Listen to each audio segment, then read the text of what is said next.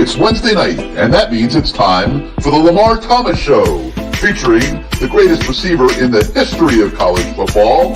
Just ask them, Lamar Thomas. I was born in Ocala, Florida. I moved to Gainesville to go to high school. Been recruited probably since the 9th grade, illegally, I might add, by the University of Florida.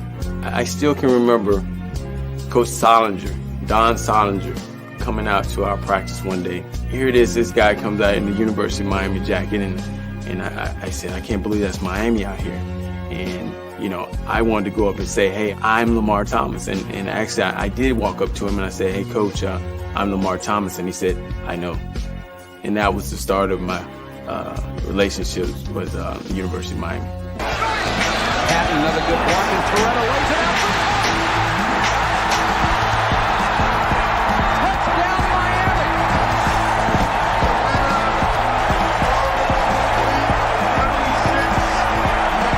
Miami. You come down here, you'll be on TV every weekend, dominating. I thought about it. I said, man, where do I sign?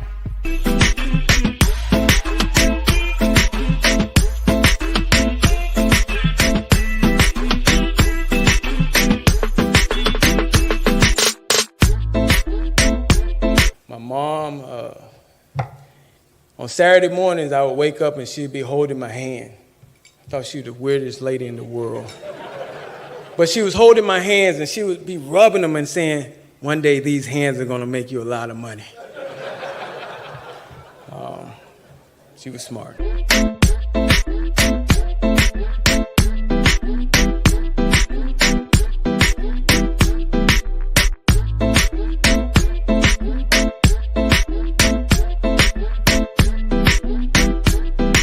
So now, here he is, the great one, along with co-host Gary Ferman of CaneSport.com, Lamar Thomas.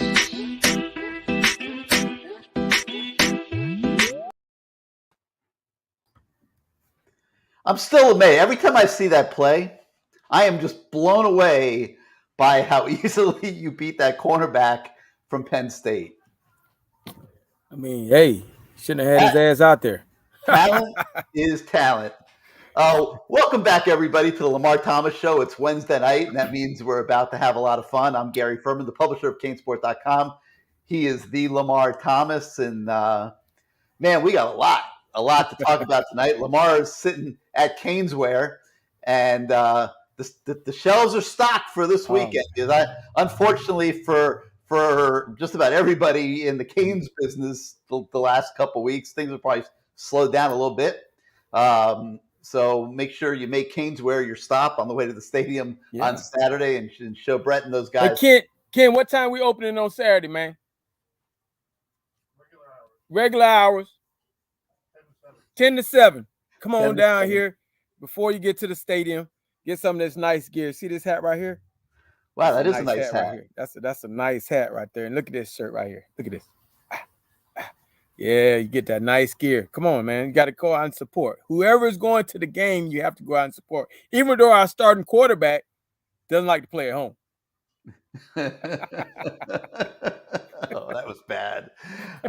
We got a great show for you guys tonight. We got Steve Walsh scheduled to join the show. We got Melvin Bratton scheduled to join the show, and Anthony Hamlet also scheduled to join the show. So you should get a lot of really good commentary and opinions on a lot of different subjects. Lamar, I don't know. But Gary, the whole theme of that is they all played on the 87 team. That's right. Who we're celebrating the 1987 national championship team this weekend at the UNC game. So this will be great. They'll tell some great stories. We'll ask them why they came to University of Miami and what was it like winning the national championship on arguably one of the best teams to ever play at the University of Miami. I'm glad you knew that because we didn't know that. They don't tell everybody. Did they promote anything? I don't think so. I haven't seen a press release on that or anything, man. It is what it is, man. It's Miami, bro. Crazy. All right, but we got more significant things to talk about than the marketing department. LT, so I'm watching that open, and I'm watching you blow by the Penn State cornerback, and it was a painful experience for me because it brought back immediate memories of what we watched 10 days ago now when Miami played Middle Tennessee State. And we talked to Kevin Steele this week. Thought he made a great point. You know, he had 61 defensive plays where he thought his guys played pretty well, didn't have much problem with it, some minor corrections here and there. But then there were 4 that you just look at and you say, oh my God. And when you factor in the offense, giving them 10 points to start the game, now you're talking about basically spotting Middle Tennessee State, 38 points. Lamar, you've played a lot of football in your life. You spot anybody 38 points, you got a problem on your hands. Yeah, that was a bad situation there, especially when for some unknown reason they didn't know that these guys could run. I mean, hell, by the second quarter, I could tell you those guys could run. But actually, by the first quarter. But when you let those guys get a little too close to you, and you can run, but you can't run like those guys, it's a problem. So what your best bet is to let everything happen in front of you and just try to make tackles. And hopefully the quarterback won't be on. He'll maybe even make some mistakes, overthrows, some underthrows and things like that. But you just can't let people just run by you. Either you blowing a coverage or you just flat out letting them run by you. It's unacceptable. I called it a complete organizational breakdown, just complete. I mean, not just the players, certainly the coaches had their hand in it. But I felt it went beyond that, Lamar. I mean, I look at the advanced scouts, the guys that put the scouting reports together. Somebody dropped the ball on that team and underestimated their receiver talent for sure. Kevin Steele probably had a couple bad calls. He owned the whole thing. Some of the cornerbacks maybe didn't line up properly and maybe were being a little bit too aggressive and subjected themselves to those guys running right by them. So the focus on the quarterback situation, which we'll obviously talk about a lot tonight, I think took a little bit away from the focus on the defense, LT. But this was a total, complete organizational breakdown, in my opinion. Yeah, I saw some things also in that game. I mean, we can throw the defensive backs out there all day, but because they had some glaring mistakes. But even like the D-line, they still had guys being selfish, not maintaining their gap integrity. Defensive ends trying to be too overly aggressive and going towards the quarterback, letting the quarterback get outside. I mean, that's what it all boils down to. Because I'm pretty sure as you watch the defense, you see the way it's supposed to be, and then you see a guy get overzealous and try to get to the passer when it's another guy supposed to get there, and now it just opens up a huge area, and everybody's like, "Oh my God, how did they do that again?" Well, it's guys not doing what they're being coached to do, and so as we have these growing pains along the way, and this is why Mario Cristobal was brought here. We thought that not down in the last coaching staff, Manny Diaz, but they were a little lax on things. And I'm pretty sure that those guys got some earfuls over the last 2 weekends, over the last 2 weeks about what they were doing wrong. And you can't be, unfortunately, in college football, obviously, some of these kids don't like to be coached hard. Well, if you don't want to be coached hard with a coach who's been through it, then it's going to be time for you to move on. And hopefully we can bring some other people in here that want to be coached hard, because that's how you get better. You get coached hard and you compete every day. Every day you stay up to practice every day, which, by the way, I just heard, I was watching the press conference where I heard that the TVD said that he started sitting down with Josh Gaddish. He started sitting down with Frank Ponce. He started. I mean, what the hell, man? No wonder you don't like playing at home. I didn't understand that. You've been our starting quarterback for a while now, and you never sat down and talked to the coordinators, or you never sat down with these guys. I mean, I know Frank Ponce. Frank Ponce is a great guy to talk to. Hell, I'll talk to him all the time. Gaddis seems like a great guy. Hell, you're the starting quarterback. You're supposed to sit down and you guys go over your script and you say, Coach, I don't like this play. Coach, I'm real comfortable with this play. Coach, I like this play on 3rd and 8. Coach, I like this play. This is what every program I've been in, even Hampton University, Boynton Beach High School, you sit down with the quarterback and you say, what plays do you not like? What plays do you like? What plays will he be successful at? And that way you have a great feeling when you call those plays. You don't just call plays knowing the guy didn't like the play. You sit down with the quarterback. It's just when I heard that, it was like, it kind of took me back to last year when the leading receiver in school history said that, or was it the year before? I think it was last year when he said, we're going to start staying after practice, man, because now we're seeing some things change because, we've had some success. No, fool. You're in big time college football. You should be staying after practice. That's how you get better. You get better by putting in the work, the time.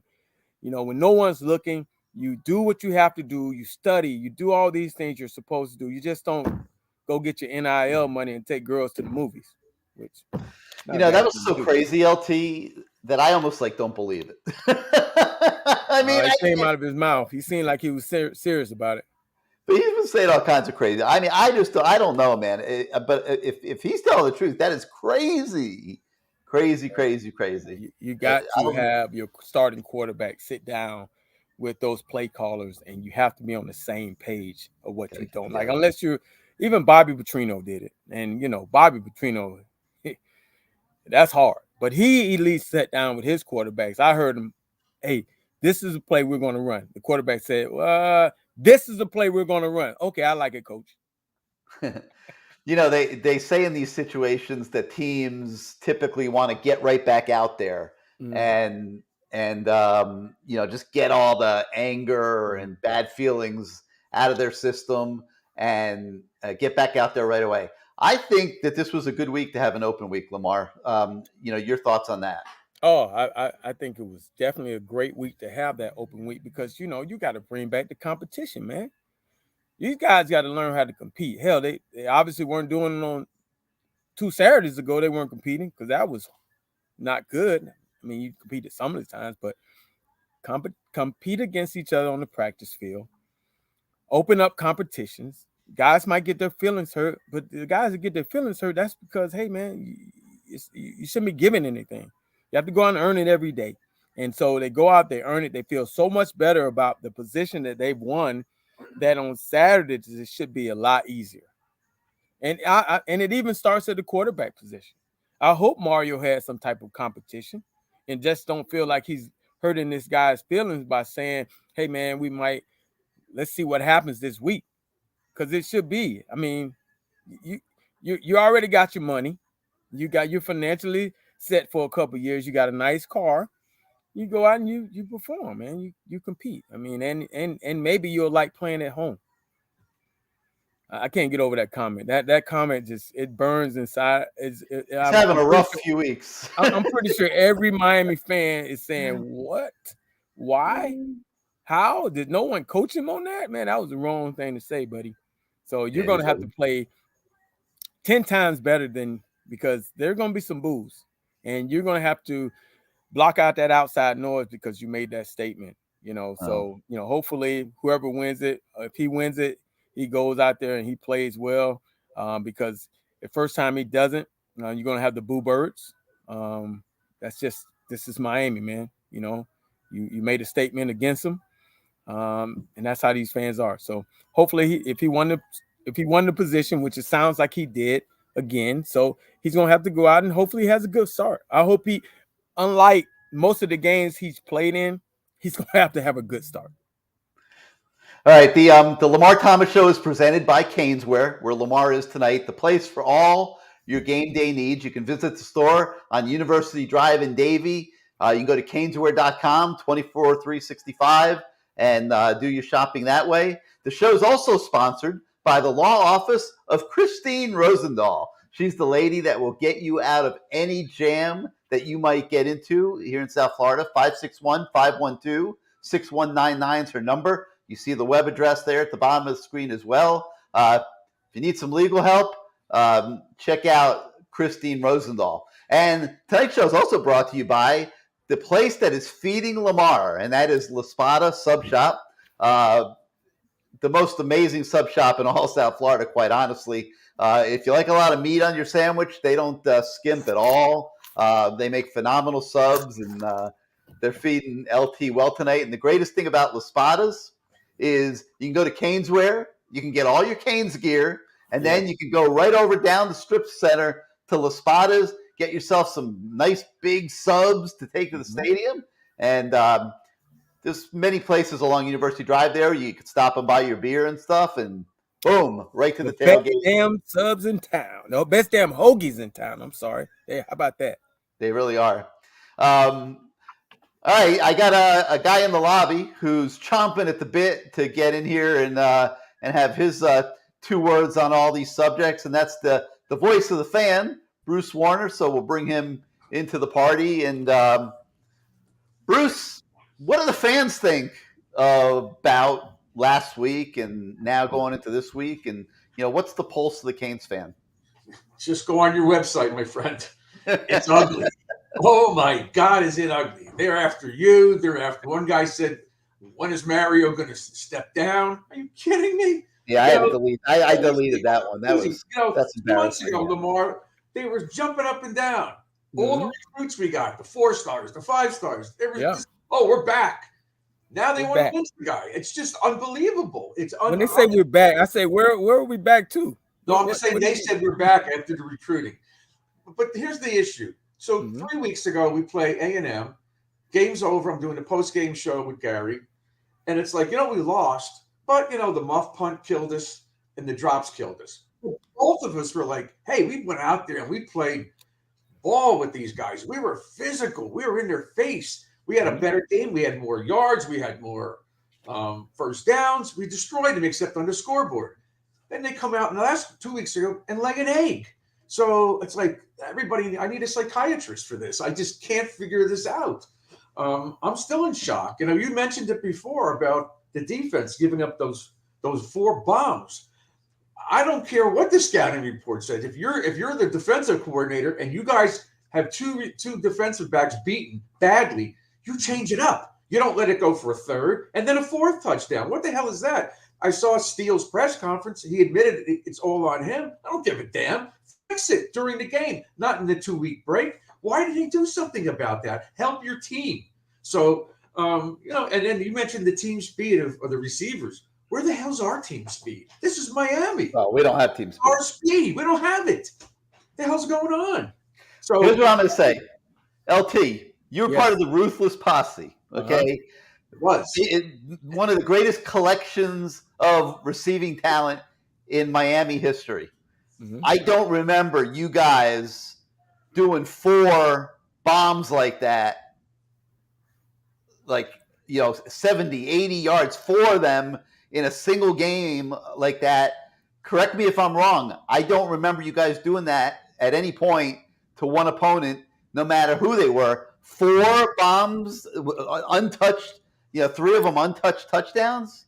We would get you once or twice a game, maybe once. One guy would, and basically it was what we were taught to do is we took a lot of underneath throws and to try to get you to come up, because most people, which I've talked about this before, the smart defensive coordinators say, okay, hey, look, I'm just going to have to make this guy drive the ball down the field.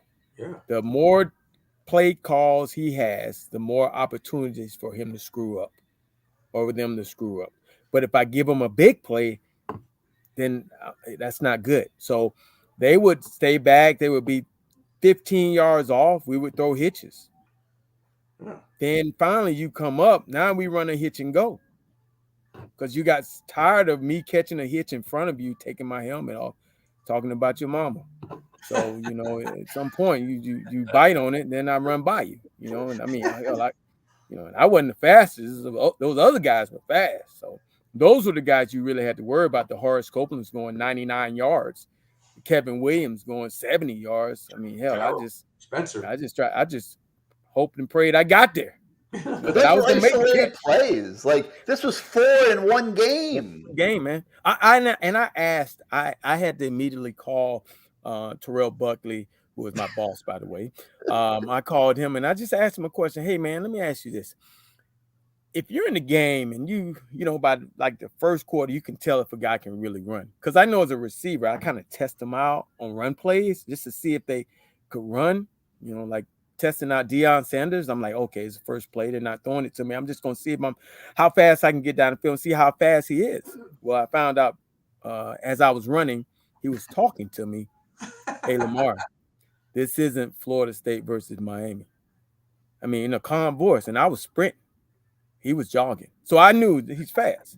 I asked Terrell, I said, you know, by the first quarter, by the first couple of plays, if a guy can run, he goes, well, it comes from film study too. But obviously in real life, you see a guy can run, you're going to give him that respect, you know, because the last thing you want is someone to beat you over the top, you know. So especially DJ Ivey. I think they knew the guys could run. It's just that, you know, hey, if you call and press play and for the defensive back to go up and press, you know, this guy's a sprinter, I'm going to try to tackle him, whatever I can, because I know if he gets by me, he's gone. I can't catch him. And I'm not sure they knew that one guy could run the way he was able to run. Well, I tried to watch the next game against UTSA, and I didn't even see number 3. So he must have pulled a hamstring from all that damn running he had against Miami. Shit, he was out. Where was the help over the top, Lamar? Where were the safeties? I didn't see him in the screen. They got run out the screen. It was like they were on the escalator going backwards. It's sad. That was really bad, man. It was pretty bad enough that I was hoping that we would come on this show and start talking about UNC as soon as possible. We are right now. But you know that still has a salty taste in your mouth because you know that's vinegar chips. Because they've been beating our ass the last couple of years. I mean, and I swear that old coach, Manny had to call him daddy. You know, well, I mean, we got Walsh coming up, so Walsh will help us with our offensive plan for this weekend because we got to be able to move that ball. We can't give them the ball, you know, 80, 90 plays because they're pretty damn good. They had the open week. Yeah. Right. To me, that's like circle the wagons. I'm expecting a really good performance Saturday. You know, I see that this team that, you know, they were embarrassed. Just like we talked about Texas A&M a couple weeks ago, was going to be ready to play. They were. I'm expecting Miami to be ready to play Saturday on both sides of the ball. I expect them to be well prepared. The offense, Lamar, I mean, they're out of sorts. I mean, they've got no rhythm going. The quarterback is rattled. They can't get the right calls. They're having a tough time getting receivers to run the right routes. TVD is taking too long to make his reads. He's holding the ball too long. I mean, there is everything wrong on offense. Can that be corrected in 2 weeks, Lamar? I think you can work towards it. I think one of the things I saw from film study watching these guys is that they've been kind of focused. I won't say he was focused on his first read. I never saw him go to the second and third read. I mean, that the tight end on the 4th and 1, he was going to him the whole time. And number 80 was right behind him. I mean, maybe the spacing was a little off, but number 80 was behind him. I think Middle Tennessee knew that they were going to 85. He wasn't in the end zone. Right. That's something to talk about. So you got to get in the end zone. You got to get in the end zone. I mean, after the longest play in the history, they had a quarter change, a timeout, another timeout. And you mean to tell me no one told this guy and he didn't have the wherewithal to say, I got to get in the end zone? Even if he caught it, they tackled him at the 1. I mean, that was pretty bad. So I don't know who to blame on, but I know my buddy Stephen Field, he'll talk you to death. Now I know he told him you got to get in that end zone. So I put that on the players because that was terrible. So even if it was the quarterback made the read, in my mind, and the way it looked like he was going to that guy no matter what. Two guys. One guy came off for the other guy. The other guy came. It was in between. Arroyo was in the area. Lamar, I think Mary was playing himself out of the draft completely. I just don't know what he's one of the worst blockers I've ever seen for a tight end, and it seems like he's just sluggish. No, he's the new Gesicki. That's who he think. He's been watching Gesicki. And all they do is throw it to him. They don't put him in the block. I guarantee you that. I've seen he's a terrible blocker, but he does the same when they throw it up to him. 6'7". I mean, maybe Mallory is that's who he's trying to be. So there's a space for it. Why would he only be getting to his first read? Well, what are the reasons for that? I don't think he's comfortable. I don't think he's comfortable with the guys, the guys that he's supposed to have making the plays. You look at, and I said this before the season started, that I thought Miami was going to have to win games from the inside out. And what I meant by that, I thought that they were going to have to win games like the old New England Patriots, who only had one guy on the outside, that was Randy Moss. The rest of the time, it was everybody inside all those little receivers, Edelman and Gronk. Those guys, those type of guys. You win them inside. You win the game inside. Then you get single coverage on the outside, you make plays. That's what I thought Miami was going to have to do. But then your guy goes down, number 7. Now you got Mallory, who he hasn't played the way I thought he was going to play this year. Right. And I think maybe the focus is, maybe the other team knows that, you do. If I'm a smart defensive coordinator, I am double teaming him. I'm making everybody else around me beat me. Number 5, I'm going to make him beat me. I'm not going to kick it to him anymore because he's done a hell of a job on special teams. But I'm going to make him beat me, and if he beats me, so be it. Number 12, number 83, all these guys, number 0, all these guys are non-factors. They got to beat somebody. Right. He has no comfort level with them, Lamar. And you had comfort levels with Gino. He has no comfort level with these guys. And you lose the guys from last year, but they're gone. They're gone. Forget it. But Restrepo, he knows where he's going to be, even if he has a blindfold on. He knows where this kid's going to be. These other guys, they might not be open. That could be one of the reasons why he's holding that ball. He's looking for somebody to come back to him or whatever. Mm-hmm. He has no rhythm with these kids. None. And maybe that's why I want to ask Steve Walsh about this stuff. And maybe him and Restrepo probably worked together. When you spend a lot of time working with a guy after practice or during the summers and all this other stuff, you form some type of bond. Maybe it doesn't seem like those other guys work together because it looks like a foreign, like they just learned this offense. Yeah. Restrepo, he can look at him and Restrepo knows what he's thinking. He looks over at Ladson or somebody or Redding and they go, huh? What am I supposed to do? They're not on the same page. Let me ask you something. So you've recruited for, I believe, 3 different colleges. So you 4 different colleges. So you understand recruiting. This is the question I get from the fans all the time. Miami has just as many 4-star players as Clemson. There's not that big of a difference. Miami's been recruiting 4 stars. All these guys, Brinson, Redding, Ladson, they all were very highly rated offensive receivers coming out of high school. Why would it not be translating over to the college game? Well, you have to work. You have to learn the system. You have to put time in. I mean, Wiggins was a hot commodity, and what was that other guy, number 6? The 2 guys that left. They both were hot commodities coming out. But obviously, there was some disconnect there, whether they couldn't learn the plays or they just didn't put the time in to be successful. And that's what you have to do. I mean, there was a reason why Frank Ladson didn't play at Clemson. There's a reason. Would you say they just don't like me because I'm from South Florida? No, they recruited you. You just weren't good enough to play for Clemson, where there's competition. That's why those teams are good, because they compete. They got enough guys that they're competing every day, just like the old school guys. They're competing. The good programs, they're competing. You're afraid of the guy behind you because he's going to take your spot. So every day you got to lace him up and go to practice like, okay, it's game day. Did they have to do that last year? Have they had to do that around here? Mario's bringing it back, but it's not there yet. Who's behind me? I went in that receiver room, and there ain't too many guys. There's a lot of walk-ons in there. Those aren't the guys playing. Maybe about 6 guys that are playing. So you don't have much to worry about. I mean, how do you explain that? They had guys leave. I mean, no one thought Rambo was going to leave.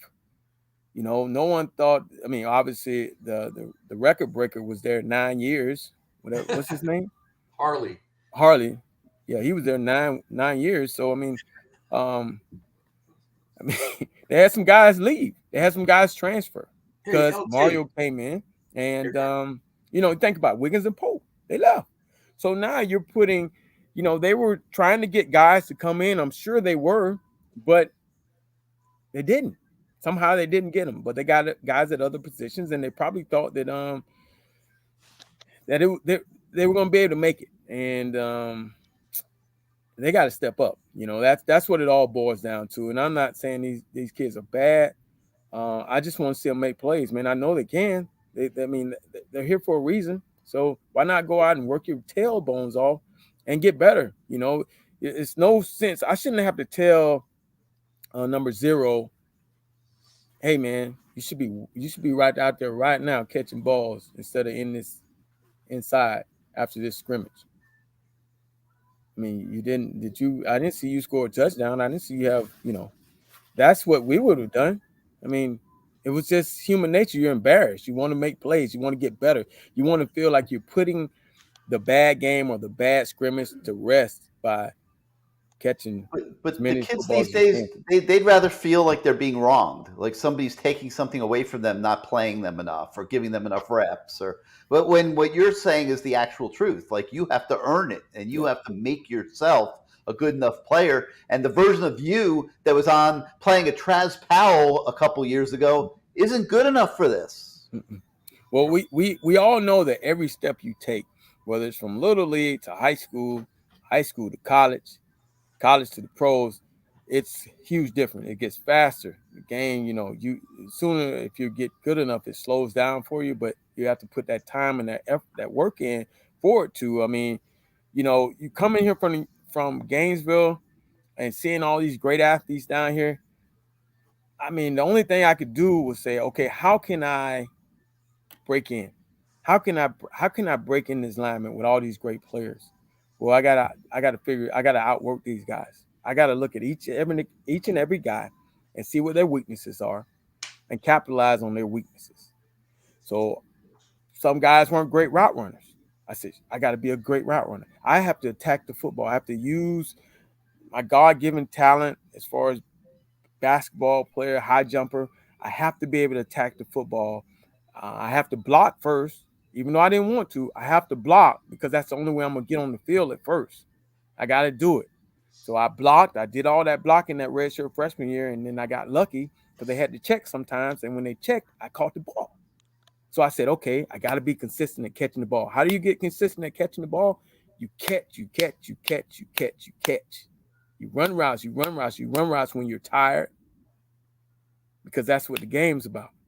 And you want to be counted on when the game's on at the end of the game. You want to still be fresh, or you want to be mentally fresh enough to say, well, shit, I did it every day after practice. Fourth quarter, let's go. I mean, these are the thoughts that you have to be successful, man. That's what I learned, that not from the coaches, not from Jimmy Johnson, not from Gary Stevens, not from Hubbard Alexander, not from Rich Olsen, Barbara Costin. I didn't learn that from them. I learned that from what was passed down from the Michael Irvins, from the Eddie Browns, to Brian Blaze, all these guys, Brett Perrimans. You know, all these guys just passed it on down to the Dale Dawkins, the Andre Browns, who passed it down. I watched them for a year, and I said, okay, I see what the blueprint is. Got to go get it.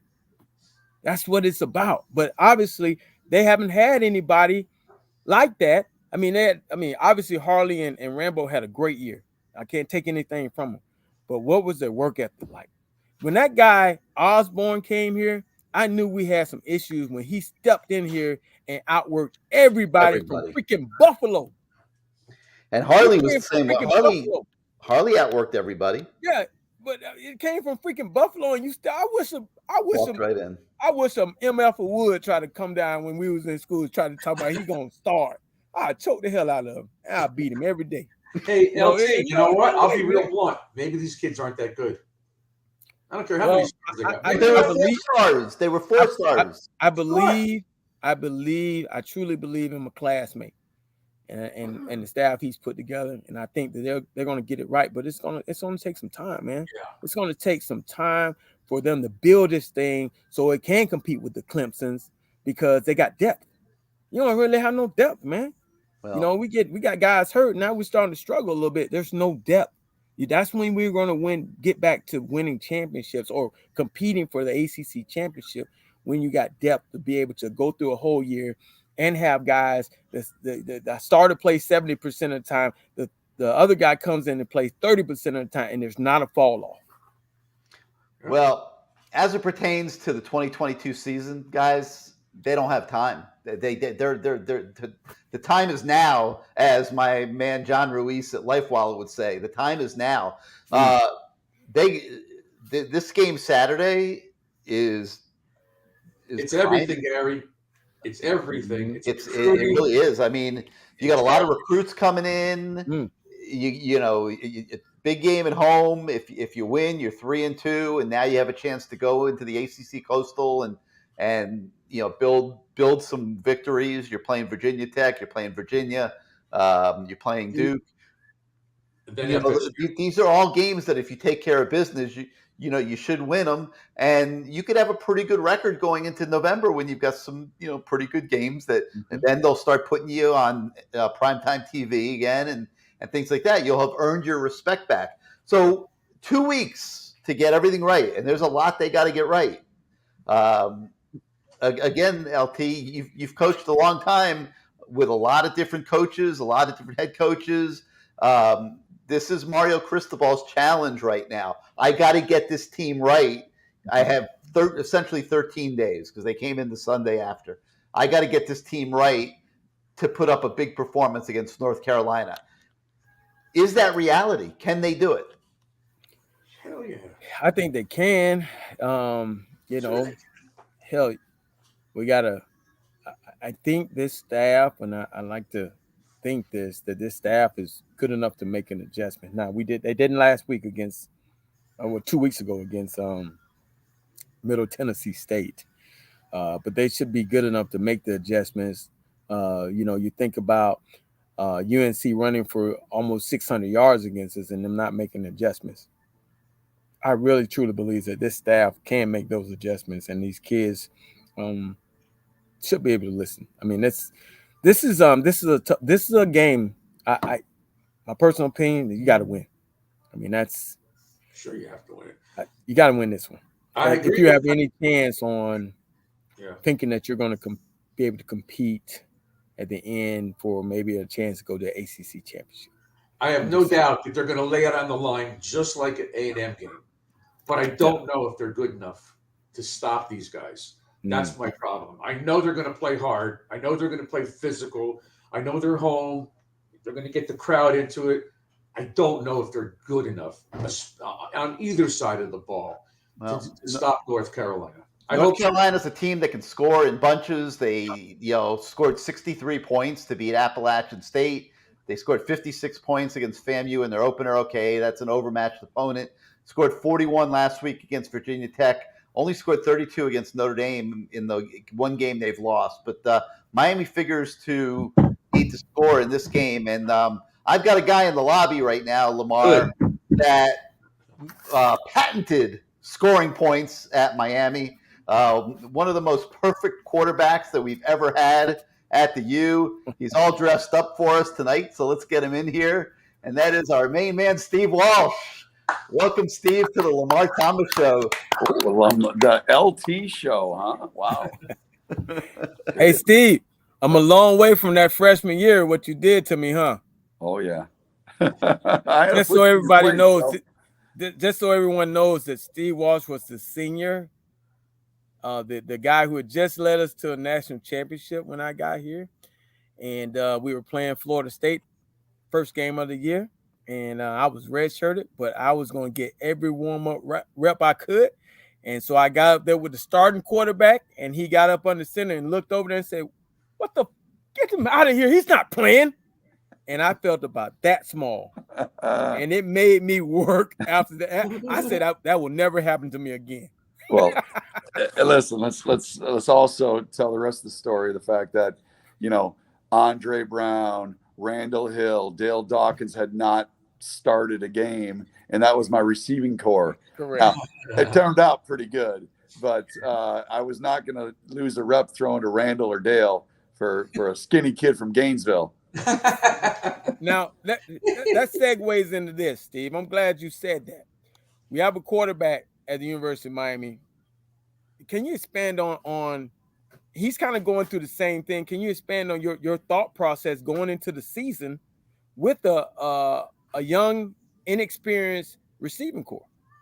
Well, it's funny because I knew that was coming as far as him being the experienced, veteran quarterback, if you will, if you want to call him that. But he lost some really good receivers, and it was so did you. It was very similar to what we had in '87, then to this new batch of guys that just were unproven.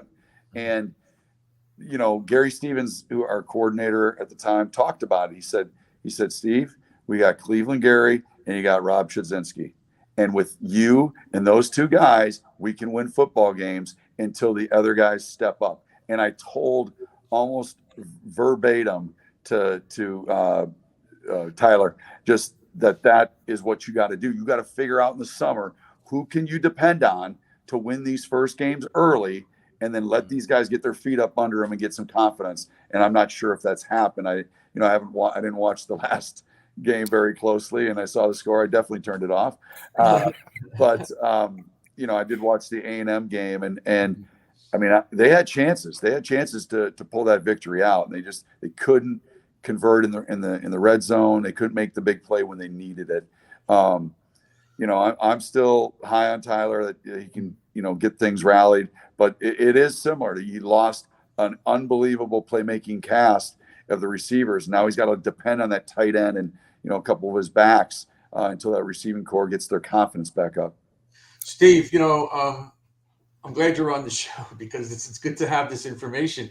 But we're talking about somebody that in the last few weeks, the fans are screaming about his lack of pocket presence, him throwing off his back foot, him locking on the first receiver and not checking down. Talk about that, because the receivers, which could be a part of it, he's not familiar with these guys. But talk about that. And a new offense. Yeah, I mean, I think Lamar hit it best. I mean, it is a new offense, it's a new system, and there's a level of comfortness that he might have had in the system last year. And and this is not to point fingers at anybody on the coaching staff, but sometimes he has to get very comfortable with how plays are called and understand what why are we calling this play? What is the ultimate? Is it to get 4 yards? Is it to get 40 yards? Because that's okay. Some plays you call to get 4 to set up the 40. And right, yes. Maybe he's not, just gathering that or processing that. I don't know. I haven't had an opportunity to really sit down and study all the film, but there's talent there. We know that. We've seen it at the end of last season where he was playing at a really high level. Now, how can he get back to that? How can the coaches get back to that with him so that he does put the offense in a better situation, play in and play out? Hey, Steve, okay, how many nights did you sit up with Gary Stevens while he was smoking all them damn cigarettes? Yeah. And y'all have a conversation about what plays you liked and what plays you didn't like. They're saying that right now, this is what Tyler Van Dyke is saying right now, that, so Gaddis and I and Frank Ponce, we were spending more time together trying to decipher and figure out what plays are the best. Every offense, since coaching, every offensive coordinator I've been around, even at Hampton, the quarterback sat down with the coordinators and they talked about what plays they felt more comfortable calling, and like you said, what situations and stuff like that. So that was kind of weird for me to hear that. Yeah, I mean, I think there was no 4.5 hour rule in my that's true. football, and if we were playing Notre Dame or Florida State, I was in there till 10 o'clock at night. If it was a lesser directional school, if we ever had those on our schedule, maybe it was 9:45 or 9:30. But reality is you have to have a relationship. The coach player, the quarterback and coach relationship has to be extremely efficient, effective, and that relationship has to be solid because, as a coach, you got something dialed up and they give us the right defense and all of a sudden he doesn't execute the way that you wanted to. It's not going to look pretty. So, you have to be on the same page. You have to understand the whys. And, I'm sure this staff, I got a lot of confidence in this staff that they're doing that. It just something isn't clicking and they're trying to work through it and figure it out, obviously, because they know how critical that is. I mean, I think he is still the answer to a successful season, at quarterback. Yeah, and he's got 4 running backs hurt. 2 of them are going to play, Parrish and Rooster, but they were banged up. They probably hardly practiced in the last week. So that's not helping him either. You had guys back there. Another thing you were great at, and I'm glad Melvin's going to be on, is swing passes to Melvin, screens to Melvin, middle screens to Melvin, tosses. They're not doing that. It's just they're running between the tackles. I haven't seen any screens in a couple of weeks. Well, Bruce, hold on, Bruce. Me being around the program, not being in 87, but just knowing Melvin was supposed to block half the damn time, and he gave a shallow block, and he was like, ooh, I'm open. So Steve had to dump it to him.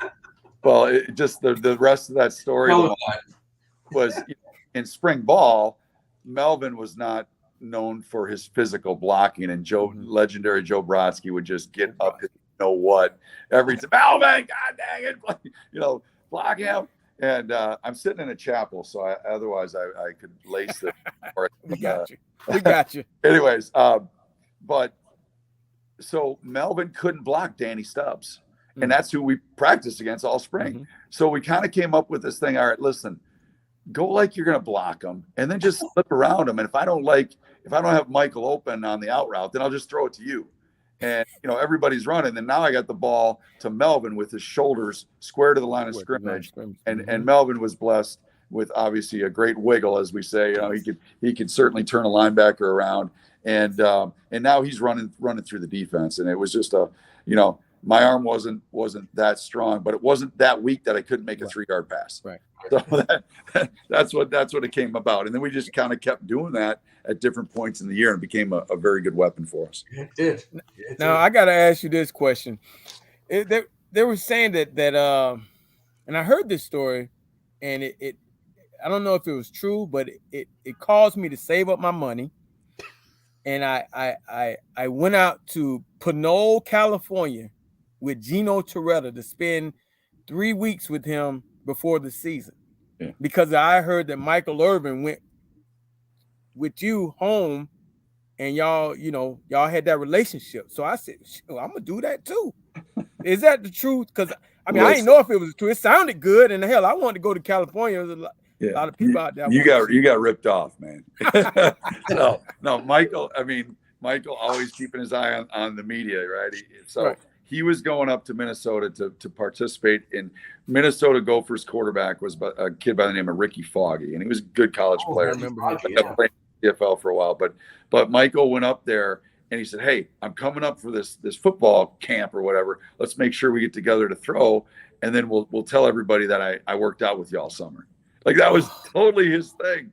And so, okay, fine. So we go to the University of Minnesota and throw, and I swear to God, every starting cornerback from the Gophers was like, all right, Michael's up. Let's go. Who wants to cover him? I'm like, no, man, my hamstring's a little tight. We'd have to get down to like the 3rd or 4th string guy because nobody wanted to cover him. And so he definitely parlayed that. He got a lot of money out of that story, so to speak. Wow. And awesome. Right?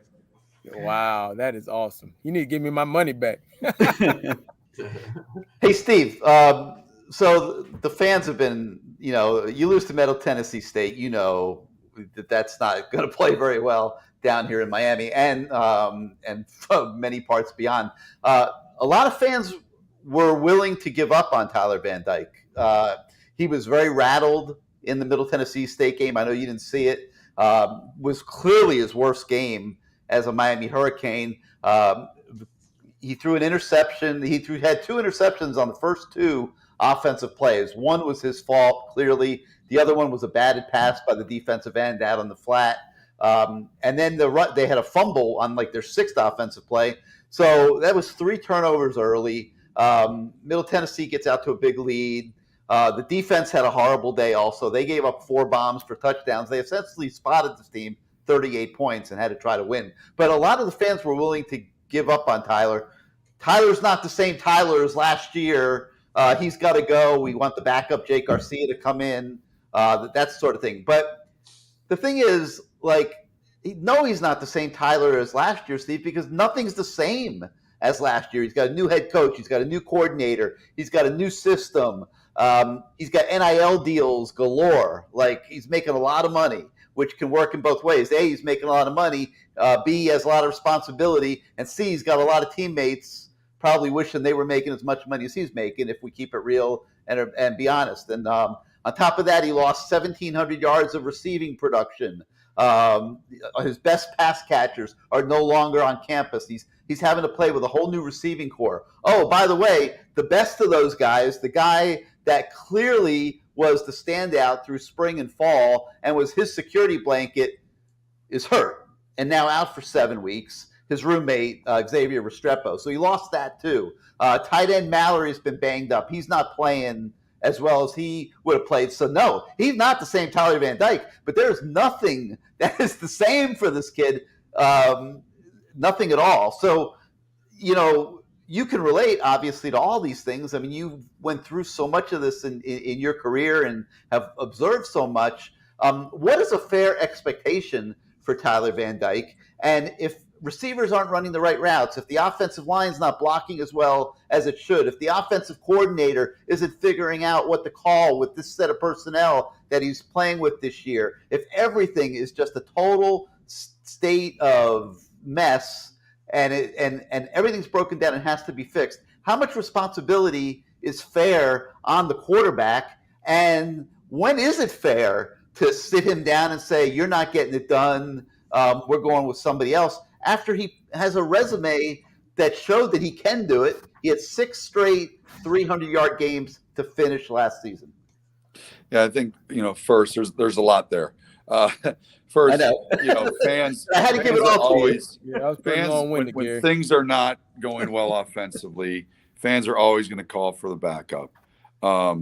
Unfortunately, I backed up a bunch of guys that never played bad. I had Peyton Manning and even Dilfer. Dilfer played his best when I was his back. Wow. So, but anyway, the guys, fans are going to call for that. Well, listen, there's a reason he's the backup.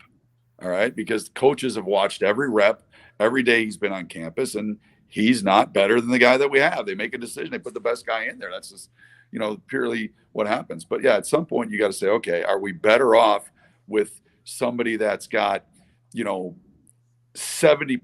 of the potential of TVD that might just play efficiently and give us a chance? Or do we want to go for the whole thing and get this kid to play right and maybe get us into a New Year's Day type bowl, and that'd be Tyler Van Dyke. So you got to make those decisions.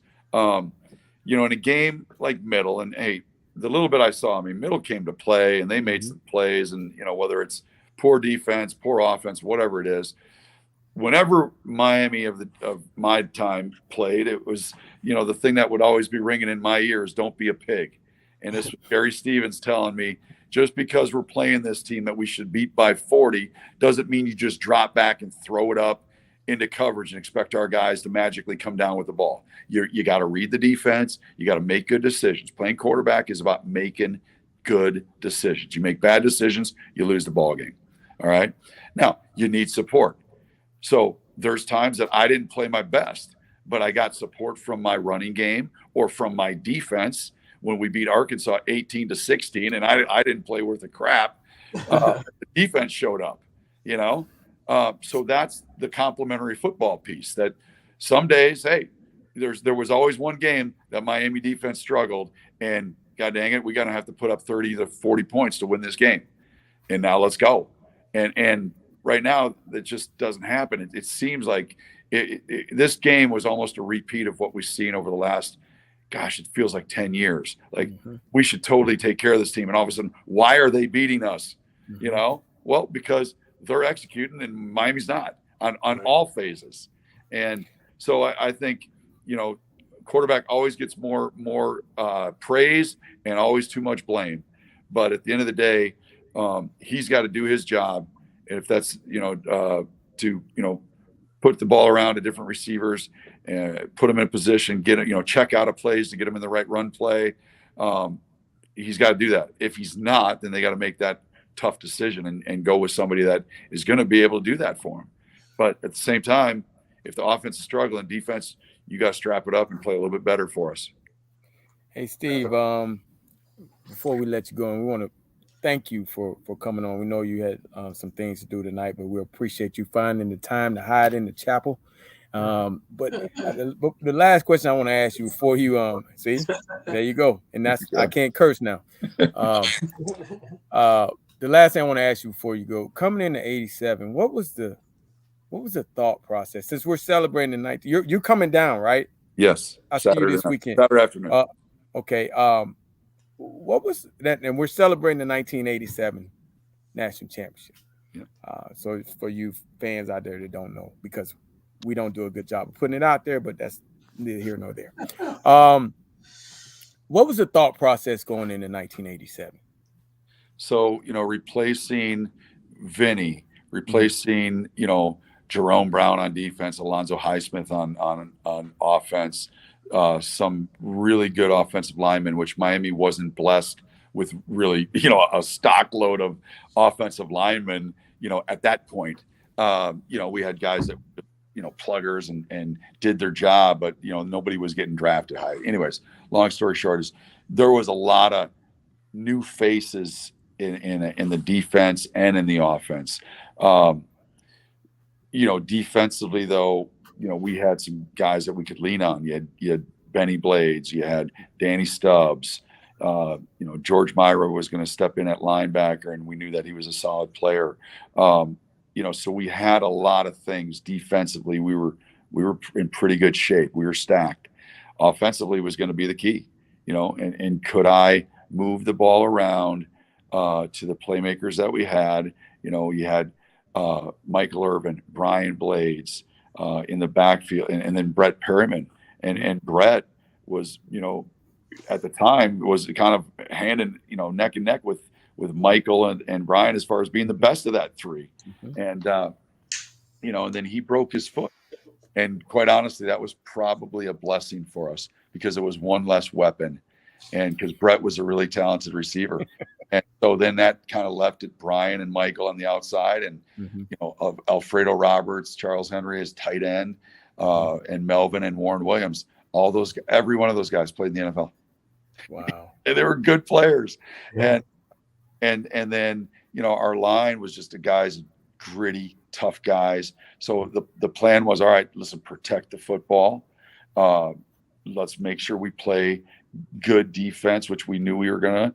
And if we have to, you know, let this young quarterback kind of get into his own rhythm and find his confidence early on in the season, which was going to be a challenging schedule, playing Florida right out the gate and then going to Arkansas. And so, you know, going into the Florida game, you know, I played well enough, and we made plays, and we won very handily. And that was kind of like, okay, I can do this. And then when we went to play Arkansas, that's kind of when I felt like I put the flag in the ground and said, okay, this is my position. And that's when I think I won the team over. And like in anything, if you believe in that guy, they're going to fight their butt off. And that's what they did. And then the offense started believing, and then it just got to roll. And then we were sluggish. We barely beat Toledo that year. Yeah. Barely beat Virginia Tech. And then Virginia Tech wasn't the Virginia Tech that we all know them as right. Not a very good team. And we just kept, you know, doing enough to win. So, but there was a lot of question marks. Mainly, you know, I had the biggest question mark on my back, and I had great support. I had great coaching, and they were able to do the things that I did well. And that's a sign of great coaching. Well, thank you so much, Steve, man. And I will see you this weekend. We will, we'll have some Coca-Cola. Yeah, there you go. And we'll have some fun, and we'll reminisce, and I'll tell that story about you telling me to get out of there. All How right. about that? All right, man. All right. Love you, bro. Love you, man. Thanks for coming on. Take care. Thanks a lot, man. Thank you, Steve. Good seeing you again. Thank you, guys. The great Steve Walsh. You know, I mean, Man, I didn't mean, I wasn't trying to like Gary, get I was all waiting to load him up there, but I wanted to get his opinion on that stuff, man. You, He is you like were pretty long-winded there, Gary. You lost me halfway through the question. But think about it. I mean, there is nothing that is the same for Tyler Van Dyke now in October of 2022 as it was in November of 2021. Like nothing. Right. Like the whole world's different. I was waiting for you to talk about last year when Jake got hurt, and at that time the majority thought he was better. You thought he was better, and now here we are a year later. But that doesn't mean he's not better. He could still be better. Well, here's what happened, Bruce. They were like you. I know what happened. Well, Jake, Tyler's this quiet guy who just kind of was out there. Jake is like Broadway Joe Namath. Okay, Right. Jake has all kinds of personality. They love, he's loved by everybody. Magnetic, person, the whole thing. And when you're watching this, what I've said consistently is if you took a poll of everybody in the organization, and who's the future quarterback at Miami, I think about 75% at least would have said Jake Garcia. Now, they started out platooning. Tyler started that Southern Connecticut State game. Jake came in. They were going back. Jake gets hurt. That's right. It's a moot point, LT. That's right. And then Tyler, to his credit, it was like turning on a switch. That's right. And he took the ball and he ran with it. He sure did. And he was a very high level quarterback last year. That's right. That's right. Game slowed down for him. What? Game slowed down for him. And so when the game slows now down for you, you're in complete control. You're in command. Now, I bet that game's going fast as shit because it don't look like he ain't controlling nothing right now. It's not like you don't see the flashes of.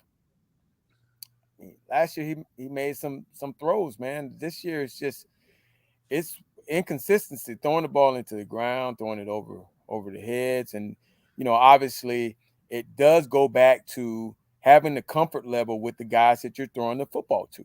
If you're not comfortable, you don't know where they're going to be. You're kind of just throwing it out there and praying and hoping. Praying they're in the right spot. These guys, the worst thing that can happen if you run a route and the quarterback throws it to you and you fall down.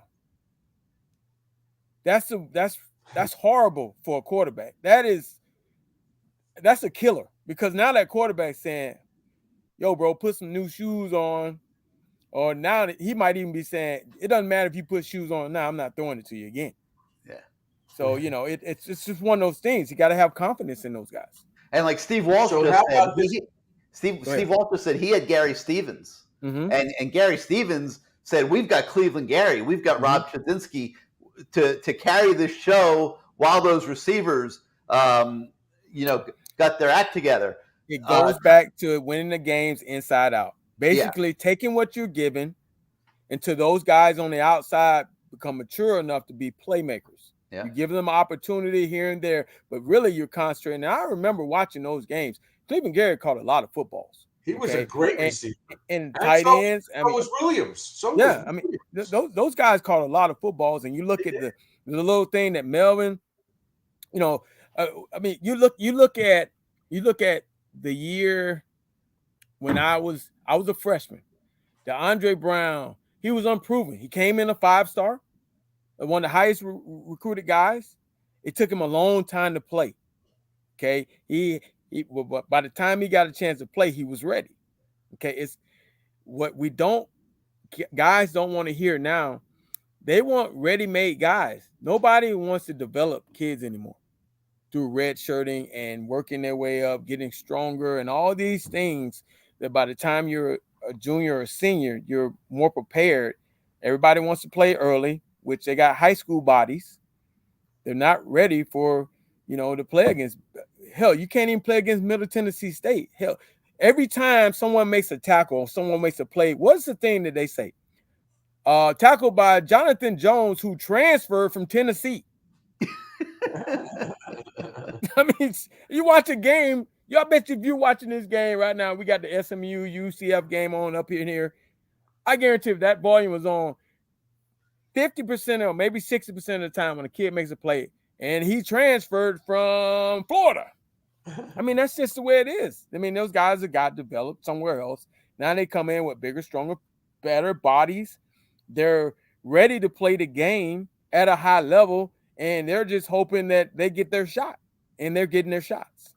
Any validity to this, LT and Gary? Mm-hmm. So no more Rambo. Harley's gone. Restrepo's out. Jake Garcia's receivers last year with the second team are now the starters. Maybe there's a better connection with him and those guys than TV and those guys. Nobody thinks like that, but I do.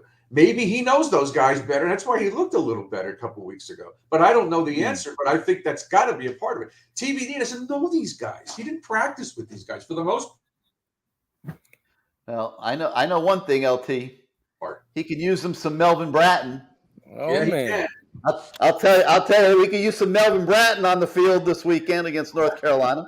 Black Santa Claus. Hey, how you doing? Ho, ho, ho. What up, fellas? hey, Gary, let me start some shit right now. Don't you ever disrespect me. I'm in the green room waiting to get on. How about Steve Walsh had Cleveland Gary? Listen, I birthed Steve Walsh, goddammit.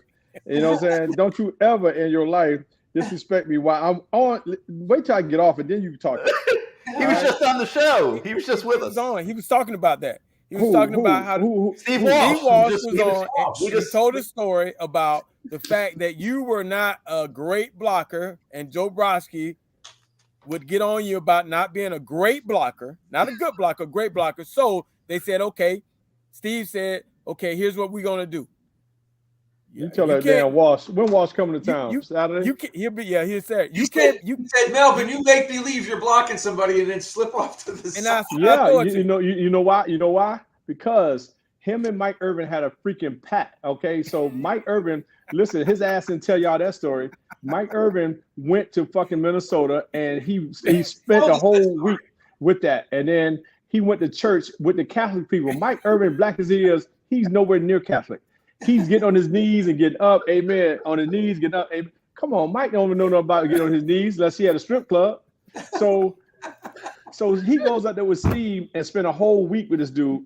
So I was wondering, I swear to you, Lamar, every snap, she walked back, Steve waiting on Mike to come out his breaks. And I'm sitting there like, what the? So what I did was, after a while, I saw an article saying by the third week, Mike would lead the nation, which I was happy for Mike. Mike lead the nation in receiving yards, and he damn near Heisman. So I'm looking, I read this article for the game, the bond between, what y'all just talked about, Van Dyke and those guys, the bond, is very important. It really is. So I saw where them two had been working out in Minnesota together. He went and stayed at Steve Walsh's house. Mike, I was like, you don't know your way how to spell Minnesota. How the hell you end up in Minnesota? So listen, so what I did was, the smart person I am, I had Testaverde, Kozar. So Steve, everybody was nervous about Steve, but Steve went in there and did his work. He kicked butt. I would block the guy and let him beat me inside and push him towards Steve. So as Steve waiting on Mike, he had to get rid of it. So he turns and dropped the ball off to me. That's how I got my catches. He said it. He basically said it. He said that you couldn't block Danny Stubbs, and so Gary got pissed off. And so you and Steve said, okay, here's the deal. I'm gonna hit him, and you look at Mike. If Mike ain't open, you just dump it to me. And so, I mean, the other team got to be smart enough to say, okay, he's throwing it to Mike Irvin, so we're gonna roll up the coverage or whatever. And boop, he throw it to you. And he said with Melvin Bratton and his shoulders turned toward the line of scrimmage, he had that wiggle. It was like stealing. That's what he said. So listen, first off, let's get some clarity. I'm too handsome to block. All right. First off, I don't listen. This space right here is still the same from back in the 80s, bro. I'm not gonna put my head up in there and bang and teeth missing and all that concussion shit that's going on right now. So I was smarter than all those dudes. Okay. So you tell Steve, I'll see Steve on Saturday. Who am I? I'm Melvin Bratton. My white beard. Oh, so you want to go there? Hey, listen, I didn't recognize you, Melvin, seriously, because every time I see you on Facebook and I see you on Instagram, you're decked to the nines, man. This guy is an incredible dresser. So when I see you now, I go, "Who the hell is that?" Because I see when I comment all the time. You know, do. He's one of those older. I comment to Melvin all the time.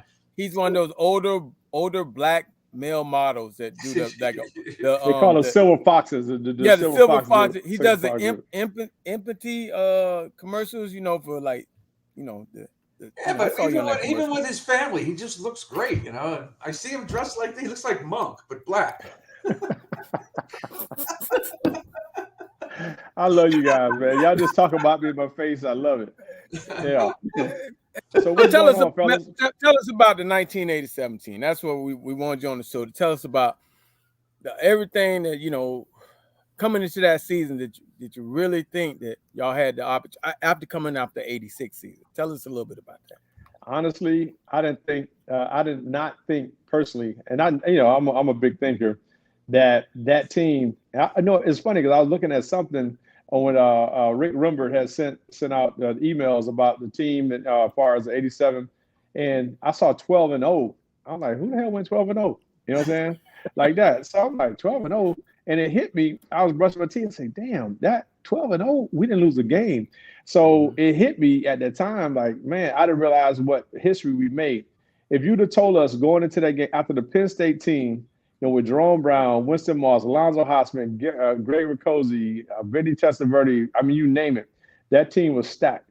So there's no way the 86 team that coming back off their loss to Penn State, anybody would have, if I was a gambler, could have went to Vegas and made it, I'd been retired right now. Because, I mean, we'd have put a whole crap load of money on us to win the championship. I didn't see that.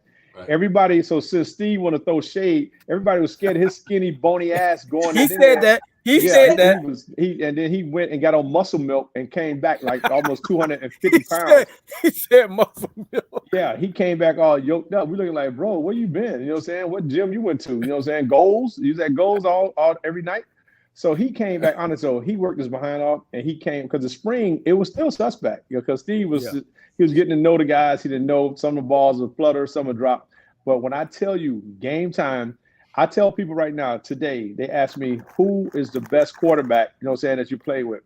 I had an athletic quarterback with Testaverde. I had a brainiac with Kozar, but I had Steve also brainiac, but he knew where to put the ball. He used what he had. He's a field general. He's the modern day quarterback today, and I love him. He's like a brother, and he stayed cool, calm, and collected in the pocket. And when that kid got that confidence, and I'm looking like, oh, crap, okay, we could do this. So now, me being one of the team leaders on the team, going into that whole entire year, everybody had bought into it. Like, okay, let's keep this thing going. Let's keep it going. We didn't know, that this was a national championship team because we had a lot of replacements. You got to plug and play a lot of different guys. So we got to that championship game. That's when I stood in front of the team. I said, listen, if we got to give anything a part of our body to win this game, I'm willing to do it. So you got to be careful what the hell you're speaking to your existence too. So I said that, and I meant that. And I remember Kevin Harris on the 30 for 30, he had brought that up. And I was like, damn, I did say that. Why did I say some dumb shit like that? But the thing is, we wanted it so bad for Jimmy to have his first championship. He was so close.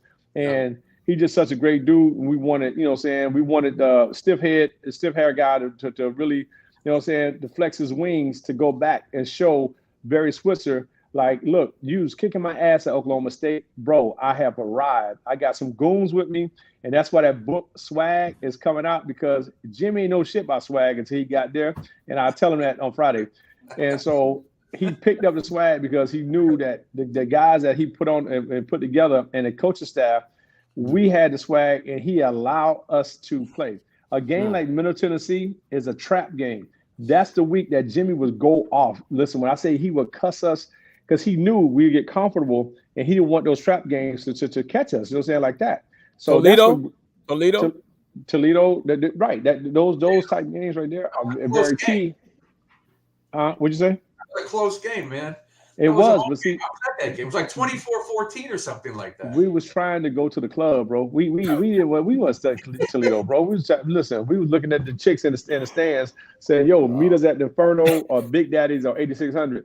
So we wasn't stuck Toledo, man. So, but that trap game right there, really, you know, what I'm saying, you got to be careful on.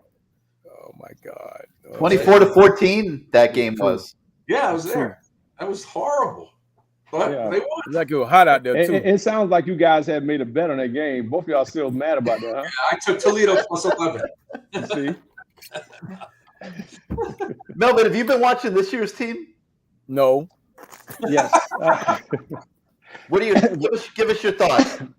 Well, honestly, I know it's going to be a rebuilding year, you know what I'm saying, because, you know, this, and not killing these kids, but, you know what I'm saying, the thing is, let's go back. Watching spring, which they allowed all of us to come back, me as being an agent and seeing, you know what I'm saying, myself and Robert Bailey, you know what I'm saying, this prayers up for Robert, oh, go ahead. I said prayers up to Robert and his family and his homegrown, his daughter. We lift him up in prayer, keep him, you know, prayed up.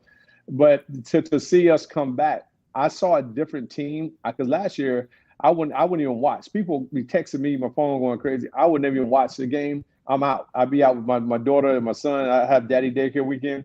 I wouldn't even watch it the last year because it was disgusting. But this year, I saw in the spring, it was a more of an urgency. It's more that guys care and just the enthusiasm. I said this the other day. I was talking to Talbert, and I went by the U. I went in there and kind of encouraged you guys after that week. And I was talking to Lonzo. I went and sat in his office and put my foot on his desk and took a picture. And also I did it at Mike Rump's office. And so Roland Smith and so I went and talked to the guys. One of the things I look at this team, everybody says it's not talented, it's not this and not that. Listen, if you're a human, if you got any blood, any pulse in your body, you got to want it internally. All right. And Lamar knows that, you know what I'm saying, as far as you will want the ball, you want it. But what I did not see, that I was disappointed, that nobody stepped up to really check the other side of the ball. The defense was scoring and let them run down the field. Dude, when they come off that field, we're going to Jerome Brown. We're going to those guys, to Selwyn Brown and Mike Irvin. I mean, the defense guy, Bain and Fullerton. We're checking them like, what the F, and vice versa. But nobody on the sideline sat there like they at a funeral and they just didn't give a damn. You know what I'm saying? Nobody was, no enthusiasm, nothing. So that part right there, I don't know if that's the old regime of they used to. They went back to some of the old ways, but you can't do that. You know what I'm saying? It's something about that pride of the you, just not just for the you, for yourself personally. You know what I'm saying? You gotta have a urgency, and you gotta really want it and compete. There's no way a guy would knock the shit out of me, and then, you know, saying I'm trying to help a guy up, saying whatever. No, that's out. You know? Yeah. I don't know. This is not the answer, but you guys need to be back on the sidelines. That's just crap. You guys need to be out there. To let these guys know we're watching this crap and this better stop, because no one's there. There's nobody helping these guys. Well, I think there's two, Melvin. Don't say that. Don't call my full name. That sounds like a fucking plant. Okay, you know what I'm saying? Mel B. I'm a spice dude. I'm a spice dude. No. You can't give it the not Ghost anymore? Mel B. Okay. Spice boy. Okay, you got that on the back of your shirt too? Okay, anyway. I think the difference is we respected you guys because we knew you. We studied the game. We knew of you, and we knew everything about you. These guys don't know us. We've been so far removed. Our names might be on the wall. They don't know who we are. I mean, hell, we didn't have YouTube back then, so they only know guys that, you know, that just played recently. So there's not the true respect that we have for you guys. And because you guys we knew you and we idolized you guys and we looked up you guys would say whatever you wanted to us, and it didn't offend us. Right. These guys, man, you know how much I make in my NIL? Oh, that gray beard dude said that to me. Right.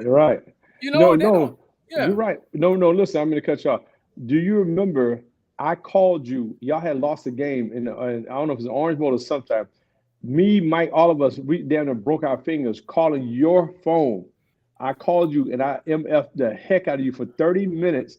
I said, if you don't get this shit together and y'all ever go out and play like that, don't compete, we come to see you. We held you responsible because we passed the throne. We gave you the torch. So you, Lamar Thomas, number 36, narrow ass, skinny. You so skinny you could hula hoop on a Cheerio and tap dance on a Now Later. That's how narrow your ass was. But we passed it on to you, and we held you accountable. And then guess what you did? You didn't want to get them calls no more. You would nut up, and you would make a play. You make several plays. I went back to the facility the next day, and I explained to some of those guys about the call I got, and some of them said, "Man, I got the same call. Man, they cut me out for 2 hours, man." But that was it. We respected you guys and what you had built. You know, you built that. You know, I stole the old helmet thing from you. You know, you were the guy that took your helmet off, and I just took it to a whole nother level because I was prettier.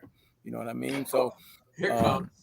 you know, it's just the way it was. But these guys, again, they don't really care about us. They're in a whole different. I mean, they what they saw as a guy like Rambo, who had one of the greatest years as a receiver in University of Miami history, not even get drafted. But that's part of the staff. The staff is not, and implementing that.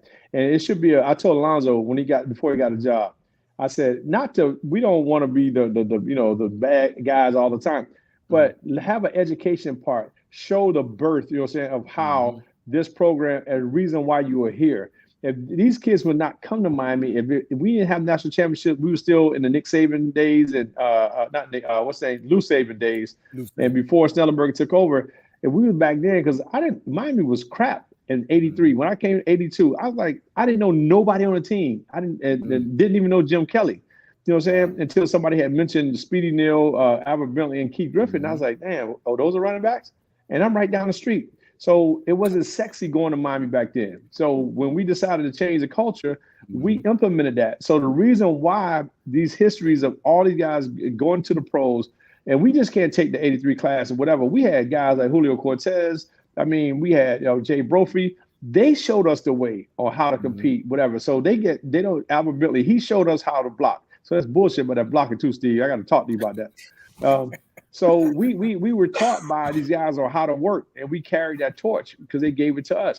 So like I said, I just hope, I know Mario can't change. He's not Jesus Christ to change it overnight. But the thing is, I just compete. We cannot. And guess what? North Carolina is coming to town, and they have our number. They feel like that's their home team. When that kid, that running back, I don't know that kid, when he said some crap on that Instagram, that I did see that. That pissed me off. Like I came up in y'all house and wrecked y'all or murked y'all, whatever. He said something crazy. I never forgot that. That was embarrassing for any player to be in our locker room on the guest side and to make that kind of that statement. It just seems to me, guys, that that chip that you used to have that lasted for 20 or 30 years and that us against the world mentality is gone. It just doesn't seem to be there. Because the coaches want to suppress this. Like you said, Gary, one of y'all mentioned, Bruce, that being on the sidelines. Listen, Lamar, I'll tell you, he had a play where he couldn't get off the jam, and Eddie Brown and Nat Morris stand on the sideline. Tell them that what they told you, and you scored a winning touchdown against Florida State. Basically, the guy, Clifton Abraham, he was doing a good job that game. But I asked him, I said, man, this is what he's doing. What can I do? And they gave me like a little couple pointers. And, man, I got that shot, and I used everything they said, and I ran right by his behind. But I probably, if I don't get that little bit of tutelage, I don't know if that play happens, because he was strong, he was short, but he was strong, and I was having problems with him, and I caught him in the right coverage, and I was able to do some things to him that I never had done before. So Gary, any follow-up to that, Gary, about the players coming? I thought they're going to allow a certain amount. Have you heard that was the last I heard about it. Yeah, I tell you what it is. Allowed down there. I tell you what it is. It's you have to be Ring of Honor or All-American. So everybody else, you can go before the game. Get in the woods. You can go before the game. And you can be down there until the game starts, and then you have to go back up. So if you're not an All-American or Ring of Honor or a player that's playing right now, you can't be on the sideline. So, okay, well, I disagree. Yeah, it is what it is. I mean, it's, I can't. I wasn't voted All-American, so I was a player everybody loved to hate, so I didn't get an All-American status. They gave it to Sean LaChapelle. I don't even know who the hell that is. So it is what it is. Hey, let me ask you guys something. Since y'all follow the U as strong. You guys talk about it weekly. So this quarterback situation, this is not Dallas Cowboys. You know what I'm saying? With this what's that man named Dak Prescott and another kid. So with these two guys right now, Jake Garcia was the starter that I heard you guys talking about. Van Dyke. He got all the hype. We got a top first round pick, number 26 on certain draft boards like that to go. Right now, what if one was a step up? Say Garcia gets back in and he shuts the lights out and start running a run. Do y'all think that he'll be at SMU next year, or he gonna go to the draft? I think you got it reverse, Mr. Bratton or Melvin Bratton or Melvin B. TVD is the starter, but if he craps out, I think he could wind up at SMU. Garcia is the guy that's on the bench chomping at the bit to get in. And unfortunately, a lot of our fans on CaneSport are screaming he should be the starter, get rid of Van Dyke. And Mario doesn't want to throw this kid under the bus. But I do think, and I think you might agree, he's on a very short leash because he's playing at home and he already made this announcement. He doesn't really like playing in there. He likes playing on the road. The crowds are better. Yeah. That's a bad thing. That. Well, I think this weekend is it for him, Melvin. I mean, he's got, they've given him 2 weeks here very fairly, in my opinion, to get his act together. And a lot of effort is going into this game Saturday. There have been extra meetings with the coordinators, the quarterback's coach, Tyler Van Dyke. They are giving him every chance. He can't be the reason they're struggling. They have too many other reasons that they're struggling. He's the guy that's got to be the rock of the whole thing.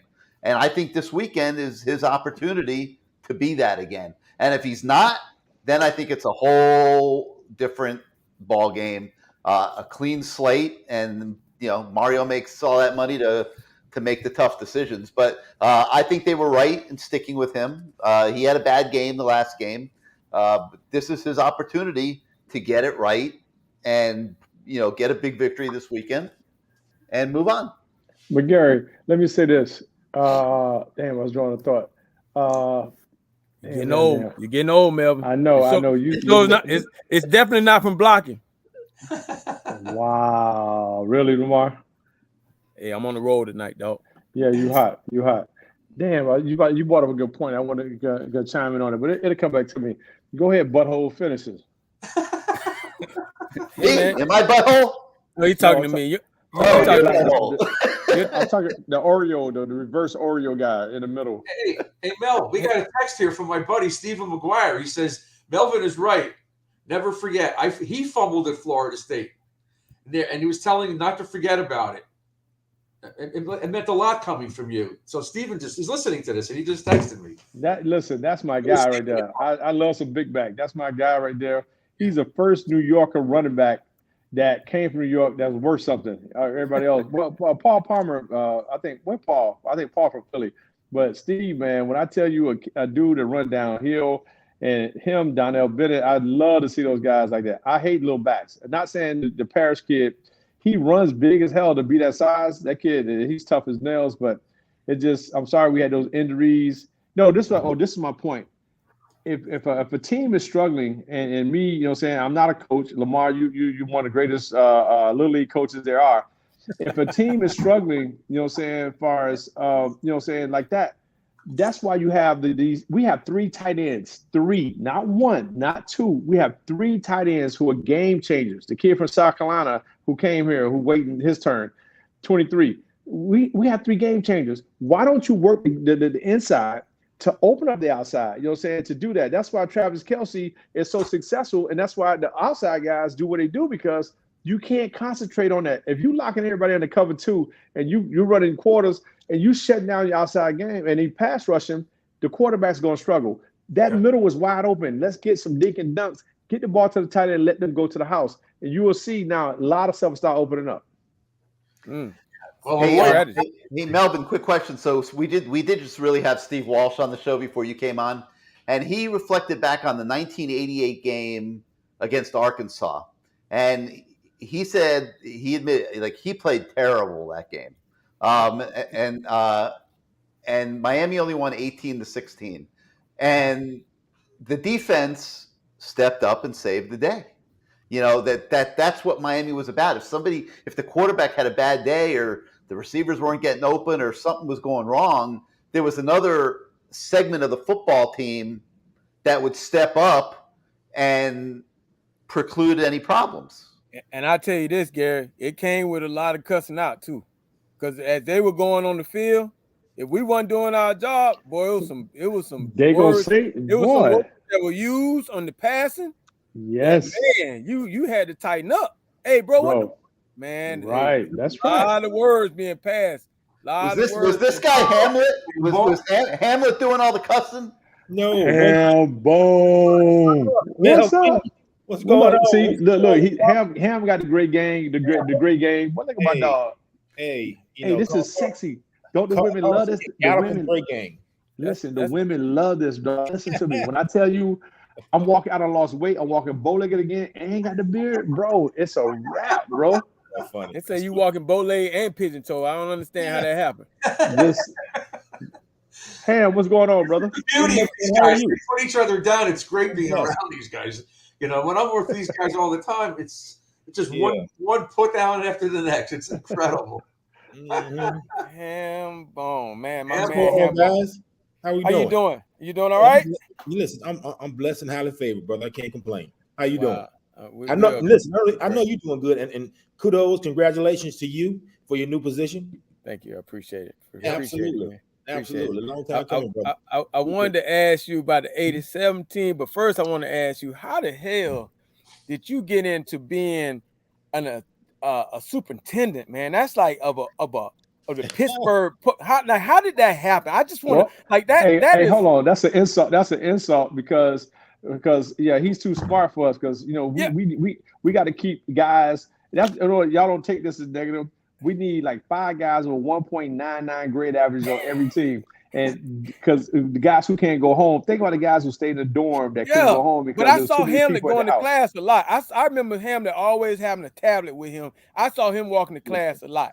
And I knew you were going to be somebody smart. Listen, I wasn't going to let Coach Johnson walk up into a building 36 and catch me in the bed and know exactly what he's supposed to be in, what class he's supposed to be in, because they will do it.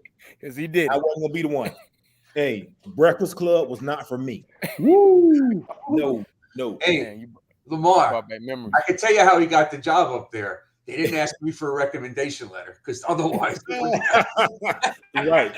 Listen, you'll probably say, "Hey, wait a minute. This guy came to my house." Are you gonna tell him that story? Pat Riley and all those guys. We got stopped, pulled over by the Pine Island police. Oh yeah, he told it was Hambone and his girlfriend.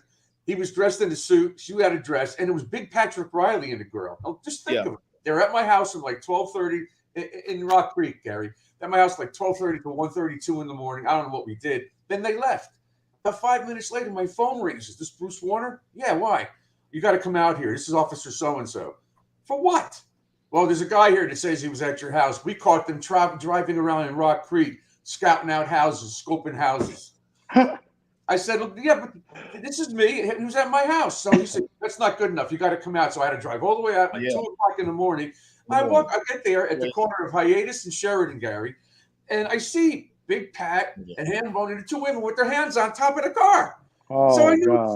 and guess what color the officer was? White. So I walked up to the officer and said, we had to guess that? This is PWB. You know that, don't you? And he says, well, we caught them. I said, bullshit. You didn't catch them doing it. They were at my house. You don't look at how they look. You think 4 people are going to get dressed up like this to go scout houses in Rock Creek? Are you nuts? I want your badge number and your name, right? Yeah, it was crazy. What I really wanted to say was to the guy, I never saw him in my life. But I know Hambone wouldn't have done anything, but I was worried about Pat Riley. Yeah. Oh, Pat would have went off. I had to calm him down. That was a funny story. Said, but anyway, it's great they do not know you, who you are. Calm down. We'll be all right. Again, back to I'm still amazed that I remember going to was it Palm Beach what's the high school you were at? Palm Beach. Palm Beach Lakes. Palm Beach Lakes. I was Lakes. recruiting, and Yeah. I was so proud of you. You was the principal. I mean, it was just you was in control. Hold on, yeah, I need a room call down here. You was doing all the guys. I said, look at my boy Hambone. And then a couple years later, as I moved away, I see that you went on to be the superintendent of the Pittsburgh public schools. Was that Yeah. it? Was that, man? That's a great honor. I mean, what made you decide to go after superintendent after being a principal for so long? But real quick, you got to go back and ask the question: why did I decide to go into education? Because I can tell you, go.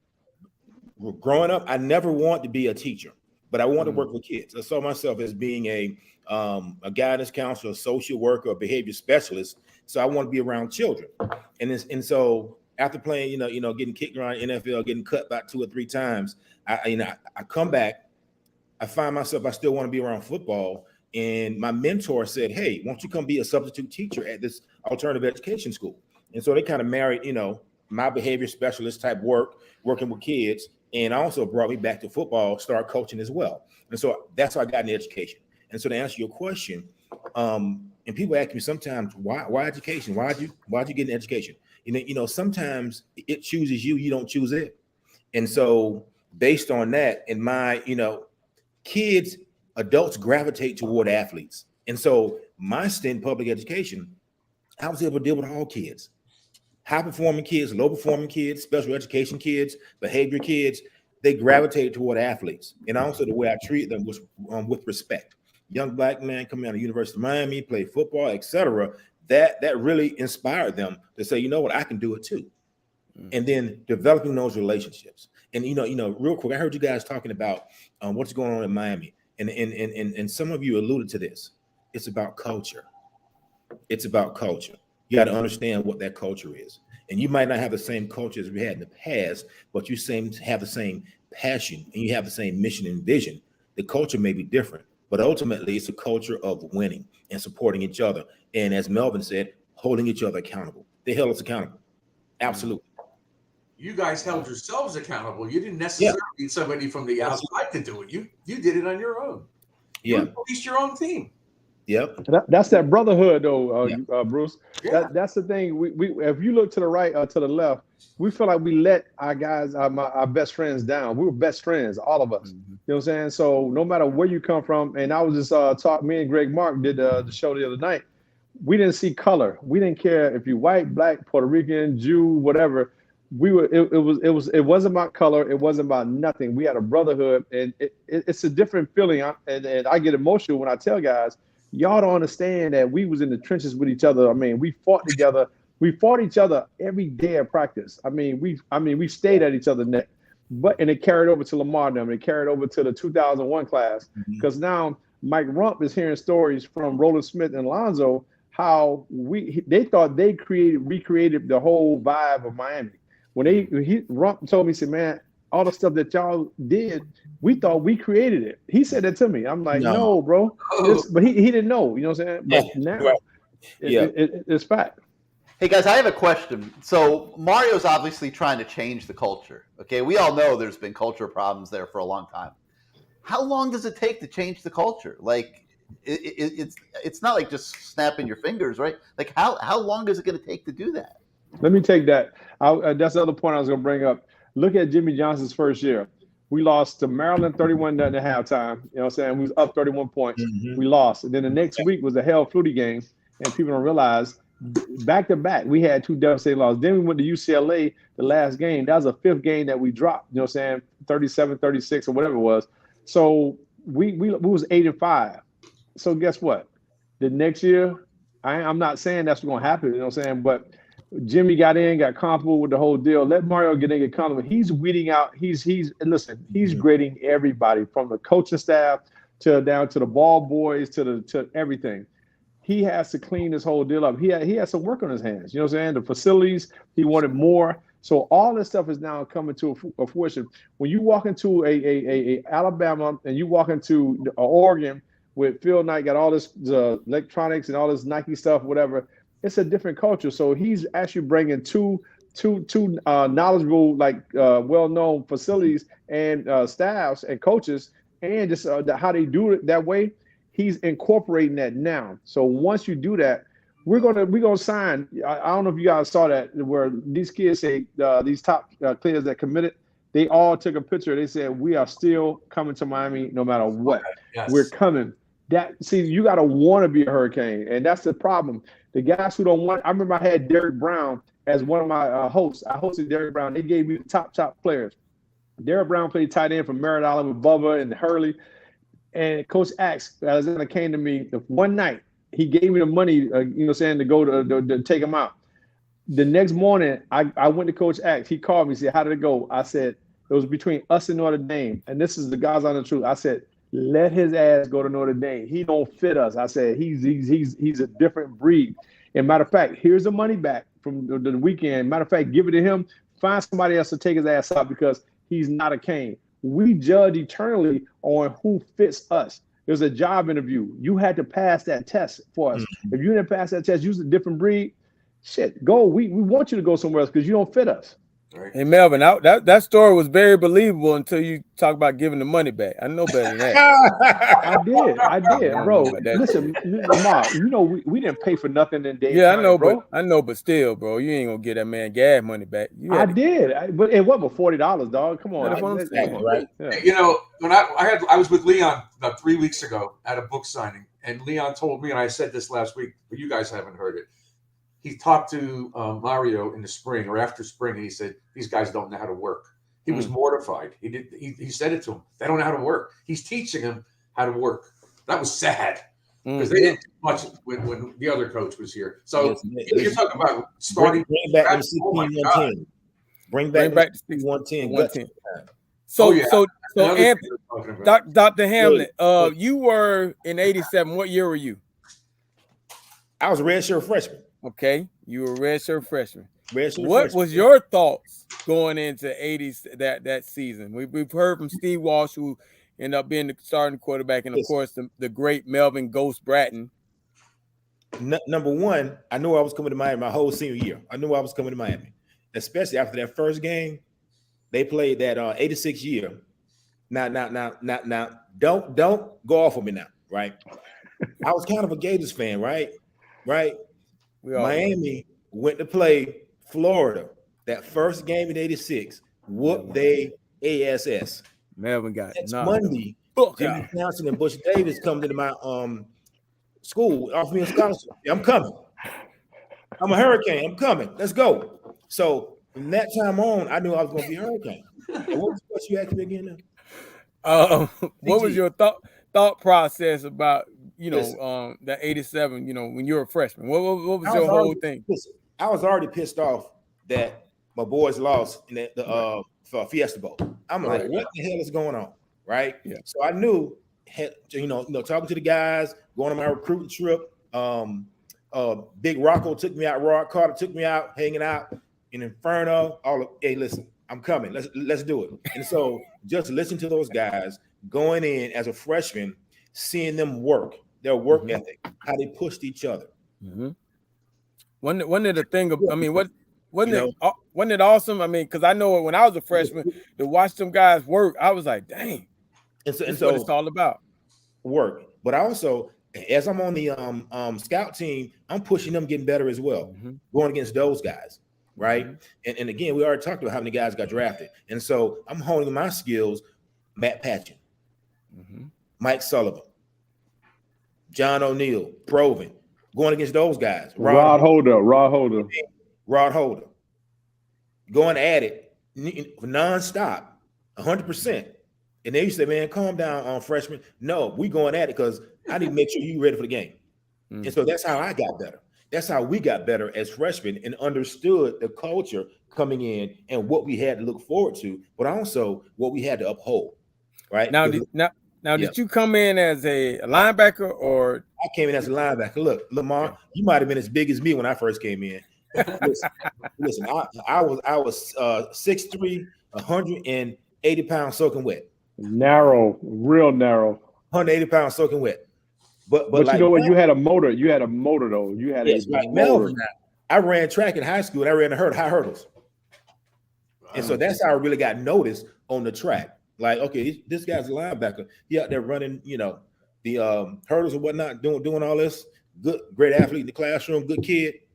So, and back then Miami looked at athletes, and so not going off to another place, but guys, they need to play different sports. And it's like they need to play different sports.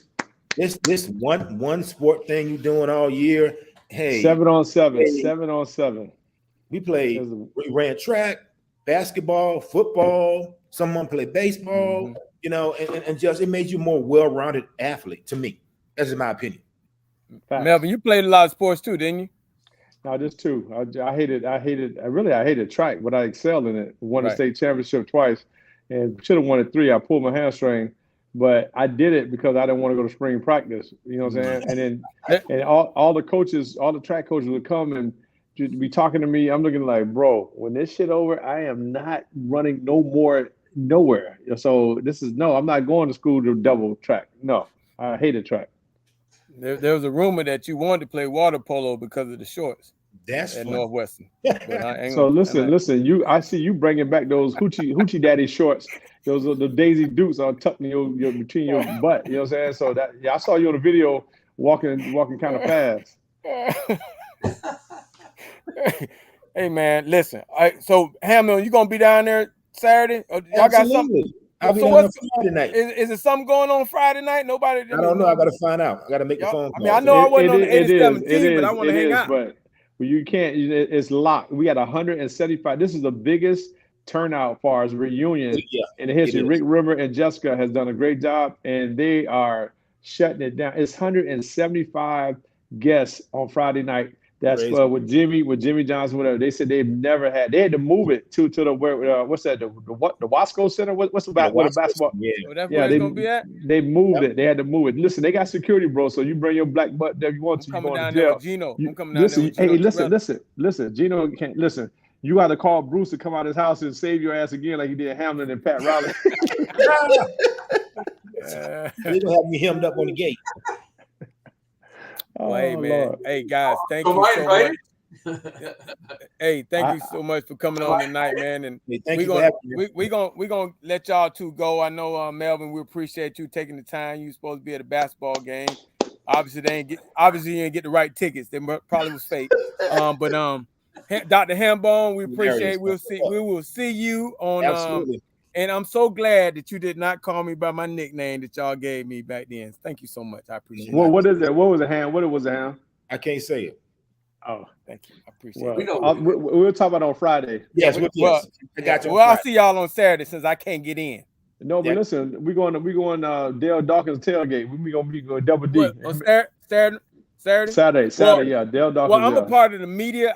I'll show up, but I won't partake in some of the things because I've already been warned about. Man, boy, bye. Okay. All right, man. Love y'all, bro. All right, Gary, Bruce, thanks, bro. All right, man. We'll see you this weekend, hopefully. All right, thanks. All right, okay. All right, guys. Take care. Hambone, call me tomorrow. Wow. Oh my God, man. Those guys. Gary, when these guys were around, it's just unbelievable. But they really are. All right. We got a lot to wrap our hands around before we get out of here, but we got to take care of some business first. All right. LT, you're gonna have something to say in a minute, but first let's hear from our friends at CaneSport. Welcome to CaneSport. Family owned and operated since 2010, CaneSport has all latest merchandise for the Miami Hurricanes, Miami Dolphins, Inter Miami Soccer, and more. Come visit us at our store in Davie on University Drive, just south of I-595, or online at caneswear.com. CaneSport, the spot Miami fans shop. All right, LT, what do you think, man? You're surrounded by all that greatness there tonight at CaneSport. Right. All this greatness, all this gear. I'll be rocking this on Saturday. So I'll read my live read right here. I started off with Hurricanes football is back. Are you geared up yet? Have you been to CaneSport and Davie recently? They have the latest gear for the Miami Hurricanes and Miami Dolphins too. CaneSport is more than a store. It's an experience. They have the largest selection of Miami Hurricanes items in town.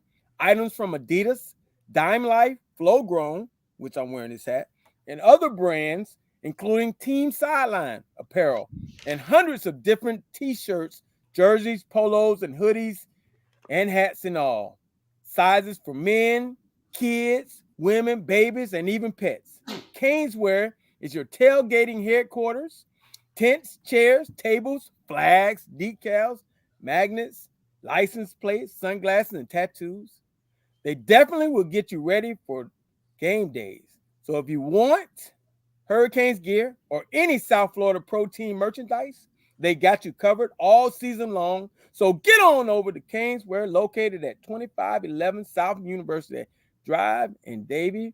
And of course, they're always open at caneswear.com.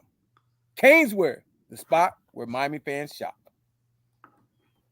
All right. That was awesome. My shirt, my shorts. If they have underwear in a size 38, 36, I'll buy that too. Damn. I have a wallet from them too. They do sell wallets. LP, you got your little business card? Speaking of wallets, I never leave home without it. Tell us about the law office of Christine Rosendahl. Christine Rosendahl. Now, guys, I understand it's getting close to holidays and things do happen, but you might well be protected. I mean, I keep this little card right here in my wallet. Christine Rosendahl, Esquire, attorney out of South Florida. She does an excellent job. She's fair. She's very knowledgeable, and she's a bulldog. She'll get the job done. So, hey, we don't know what things are going to happen, but you want to be prepared. It's almost like keeping a condom in your wallet. You got to be prepared. Okay, guys? I keep this phone number right here. You wish you had. Because let me tell you something. You never know. So Christine Rosendahl, the number is down there on the bottom of the screen. It's been scrolling. Go to a website. Write it down because you never know what happens. It's coming right now. Here it is. Right, 561-512-6199. Christine Rosendahl. That's that Esquire PA. Esquire PA at hotmail.com. Write it down. Might need it. All right, Bruce, before we let you go, we've all kinds of opinions tonight from all different places. Steve Walsh, Melvin Bratton, Anthony Hamlet. Your parting thoughts as you are sitting here now, I guess about 72 hours away from going back to Hard Rock, see if the Canes can pull together a really good game on Saturday. Well, I expect them to play like they did at Texas A&M. They played their asses off. They played hard. To me, that is absolutely going to happen. Whether we have the right offensive game plan, I don't think you could go out there and some of these guys want to throw bombs all game long. They're talking about Lashley's offense from last year. It can't be. We got to eat up the clock. We got to move the ball. I don't care how we do it. Screens, runs, draws, all kinds of stuff. Everybody else seems to throw us off. We've got to be able to move and keep that clock going and move the chains and score touchdowns. That damn red zone's been killing us. I think we can compete with these guys, but that has to happen. If it starts out bad and the Boo Birds come out for Van Dyke, Mario's got a tough decision to make. And I agree with you. I don't think it's all his fault. I think it's a combination of everything that's transpired all across the board. Look, he played like crap 2 weeks ago. But if the defense doesn't give up 4 bombs, we're still in the game. So I think the whole team will show. I hope the offense is more prolific and they can move and score. I don't know if we have the DBs to stop their receivers. They're damn good. And that quarterback is big and strong and can move. That scares me. So if we win, it could be a shootout. But if our defense plays like they did against A&M, which is not that good, we found that out, I think it's going to be a close game. I still think Miami can win this game in the 35, 32, 35, 31 range. I just hope we don't get killed because that's going to be so ugly, going forward. We have a chance. We are 0-0 as far as I'm concerned. And if we win Saturday, that loss 2 weeks ago is forgotten as far as I see it. And then it's on to the Tech, Virginia, Duke, and whoever. We're in a great spot. We've got to win Saturday. This is the game that has to be won. Forget Florida State. Forget Clemson. This is it.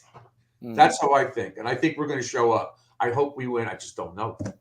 All right, Bruce. We'll see you on Saturday. And I agree with everything you said. And I'm sure LT does. So we'll see what happens, man. It's going to be interesting. And it was great having those guys there because they're all such good people, you know. Yeah. And I kid around with Hambone with that story all the time, but I really was thinking about maybe I should say I never saw him in my life, but I was afraid to say that. Can joke like that back then, and can you today? to Hambone, I could have because we're really tight, but I didn't know Pat Riley that well. All right, you guys, be well. All right, Bruce. Happy Yeah, New Year. Saturday. All right, LT. All right, so the issues, culture. Mm-hmm. You know, we heard everyone's opinions on that, and I hear the Jimmy Johnson story, 1985, but he didn't have the culture in 1984 for sure. Yeah. He started getting it in 85, and by 86 he really had it. So I guess for Jimmy Johnson it took a year and a half, 2 years to get the culture right. Butch probably similar. His first few years were tough. Taking over, and he had to get it right. And then when he finally got it right, things were rocking and rolling. So probably not reality that Mario's going to have the culture fixed as hard as, and he's trying hard as heck. But I assume Lamar, it's a question this week of how much they are able to get rid of the stench of Middle Tennessee State and get back to what they had at Texas A&M and go win a football game. Yeah, you got to. It's the outside noise. It's hell. We had to get rid of the whole BYU thing. I mean, that was an embarrassing loss. I mean, we didn't know the guy Ty Detmer was that good. We didn't think too much of him, and they beat us. But it made us go back to the grind. We had to go back to the grind after that loss. It was very embarrassing, and they beat us. And for some reason, we didn't play well that night. They played well enough to win. So at that point, you go back, and I don't think we had a bye week in between. I think we had Cal the next week out there. So it's one of those things where you have to put in that time that it starts on Sunday. When you get back, we had to start doing our what was supposed to be a 12-minute run, probably turned into probably a 24-minute run. We had, it was hard. It was hard. It's supposed to be hard. When you lose a game, you're supposed to win. So practices were hard. We got it back together, and we went back on a winning streak.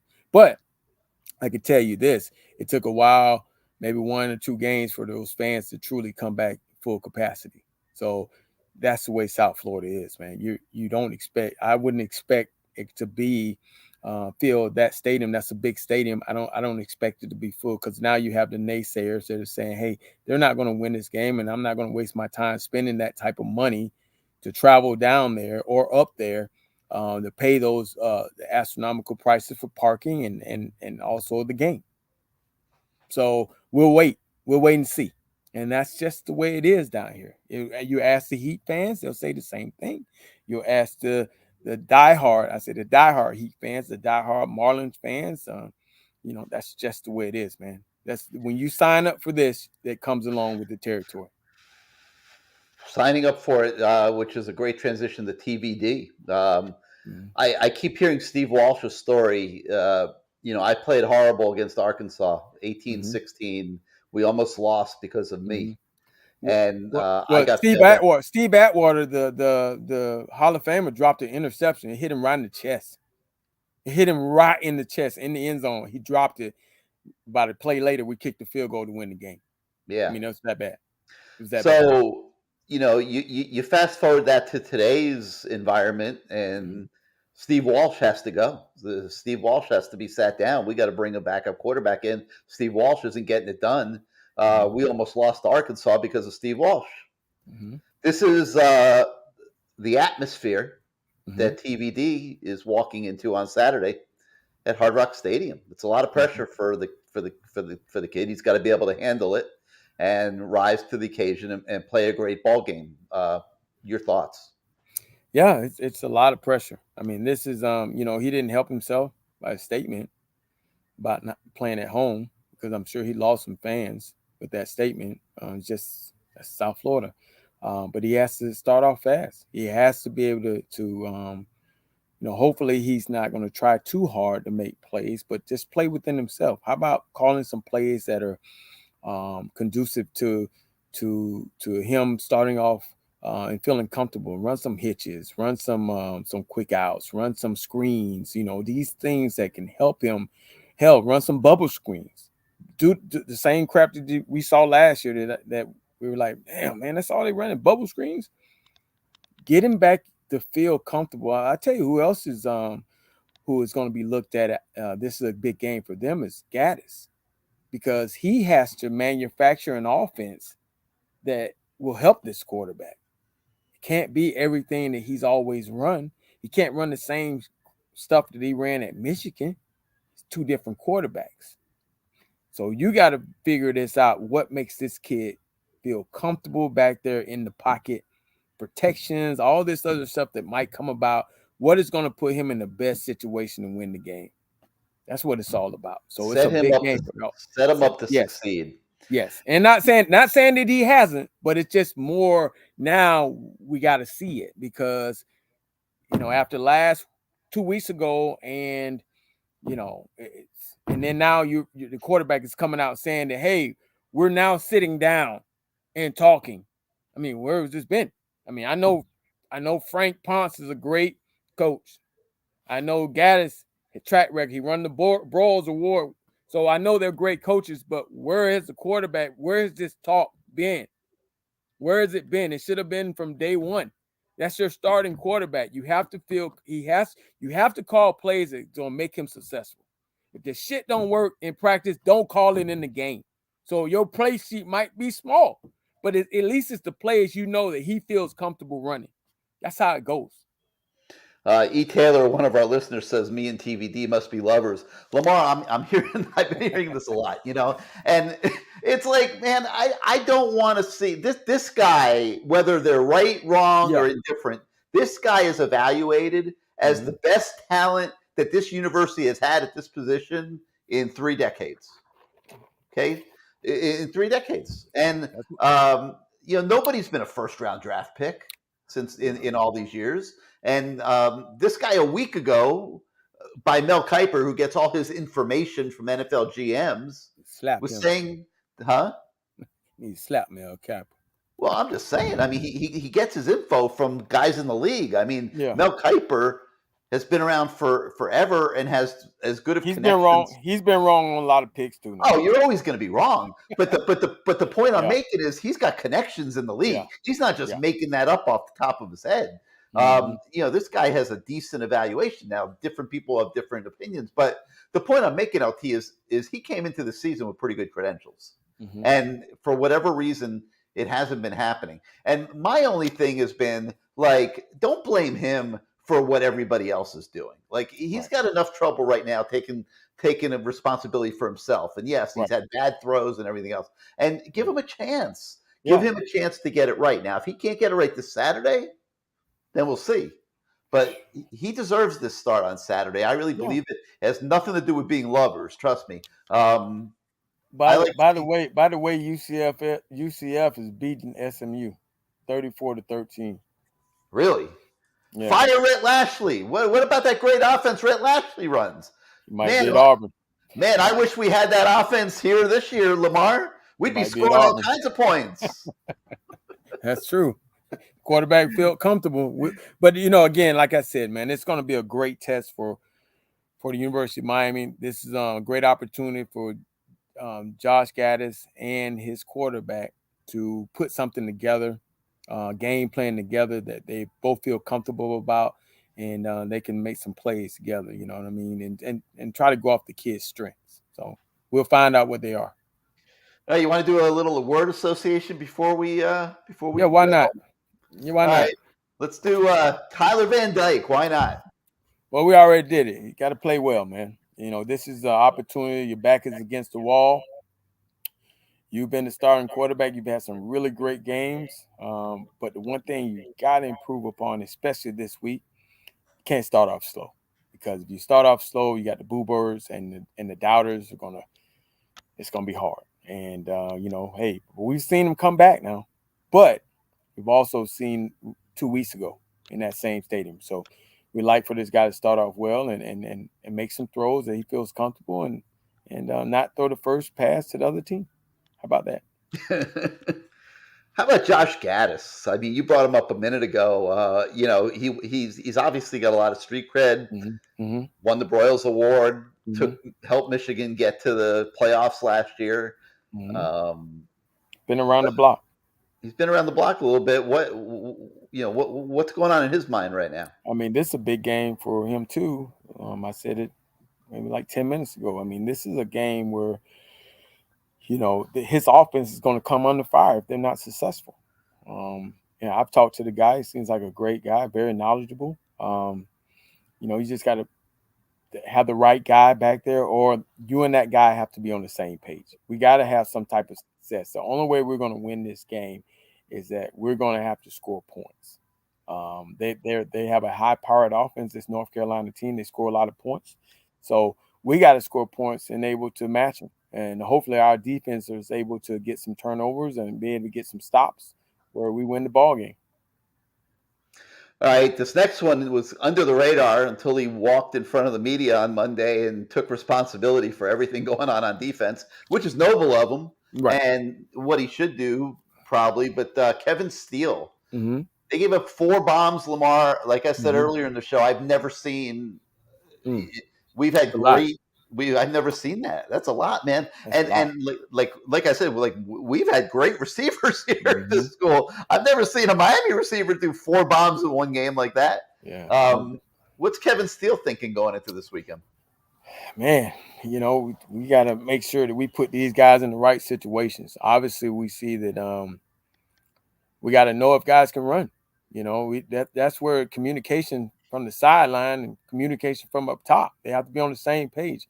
I mean, one of those touchdowns they gave up was pure communication, where I think it was number 23 was giving a signal out to another guy, and it was like a fake screen. The guy just ran straight up the field, and the outside corner didn't even look at him. But you saw him on film talking to him, and it was poor communication. They got to be on the same page in that secondary. And one of the things he also has to do is these D linemen have to maintain their integrity as far as the defense. You can't get greedy and try to go for sacks when that's not your job.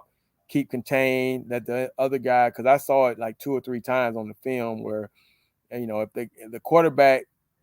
If the end does what he's supposed to do, the quarterback basically runs right into you. But because you decided to take 2 steps towards the quarterback, he's able to get outside of you. So these are things that obviously through coaching, these guys have been doing it a long time. They'll know how to correct it. It's just up to the kids when they get out on that field to do it the right way. All right, and take us home with Mario Cristobal. Well, that was not a good birthday for him. I mean, so Mario is, hopefully there was a lot of competition this week where guys felt like it was tough.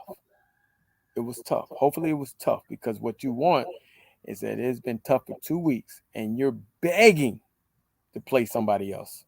You can't wait to get on the field with these guys wearing the Jordan brand stuff. And knowing that you have never beat them, wanting to especially after being embarrassed last week, 2 weeks ago, and embarrassed by UNC the last time they played them. So Mario, I'm pretty sure, put it on him this last 2 weeks, and we'll see on Saturday, man. This is a big game for Miami because there are some games that we did not count on them losing. And we did not count on that Middle Tennessee State game. We probably come into this game saying, how good are we? Well, now we have to answer these questions, so we'll see. We'll see on Saturday, man. What works best? Let me have you put your assistant head coach hat on now of the Orlando franchise of the XFL. In a situation like this with a team, what works best in this 2-week period? Is it a soft touch, a delicate touch? Or is it an iron fist, like, a hard approach? Well, I mean, for what he's trying to build there, I would think it's a hard approach. And because that's the mentality that he's trying to set in place there. If you go backwards, then you're confusing them. Right. You know, you got to be hard on them, man. And the fact is, you're saying that, hey, if you can't get with this culture that we're trying to build here, then maybe you need to go somewhere else. That's what you're trying to create there, and say, if you want to go somewhere else, that's just more guys that we can bring in, because you can go, we'll bring some other guys in that want to be here, because this building is about competition, and competition is going to make us better. All right, LT. Well, great show. Having some fun with my man E. Taylor over here. He's a character. He just messing with you. Yeah, he's messing with me. But no, man, I think hopefully by Saturday everybody's united again. I mean, there's been a lot of craziness going on with the fans, and a lot of anger, and guys getting their frustrations out with each other and all that. Hopefully by Saturday everybody's back united, coming to Hard Rock and cheering, not booing, and helping will this team to a win this Saturday. It's a huge game for the program. A lot of big time recruits are coming to town for this game. Miami is all in on Saturday. They got to get it done. All right, LT, great show, man. The 1987 team, we're celebrating them. I'm I'm a big fan of these guys. I can't wait to see these guys. I mean, these guys I idolize, so I'll be there, and it's going to be a great weekend. Let's hope that. All right, LT. Well, we'll see you out there on Saturday. We thank everybody for watching tonight. Remember our sponsors: CaneSport, the law office of Christine Rosendahl, La Spada Subs. Go buy yourself a sub when you go to CaneSport to buy your gear as well. We'll be back with the Lamar Thomas Show again next Wednesday. We'll see you guys at the stadium Saturday. Saturday night, we'll have post-game show also sponsored by CaneSport. Have a great night, everybody. Go Canes.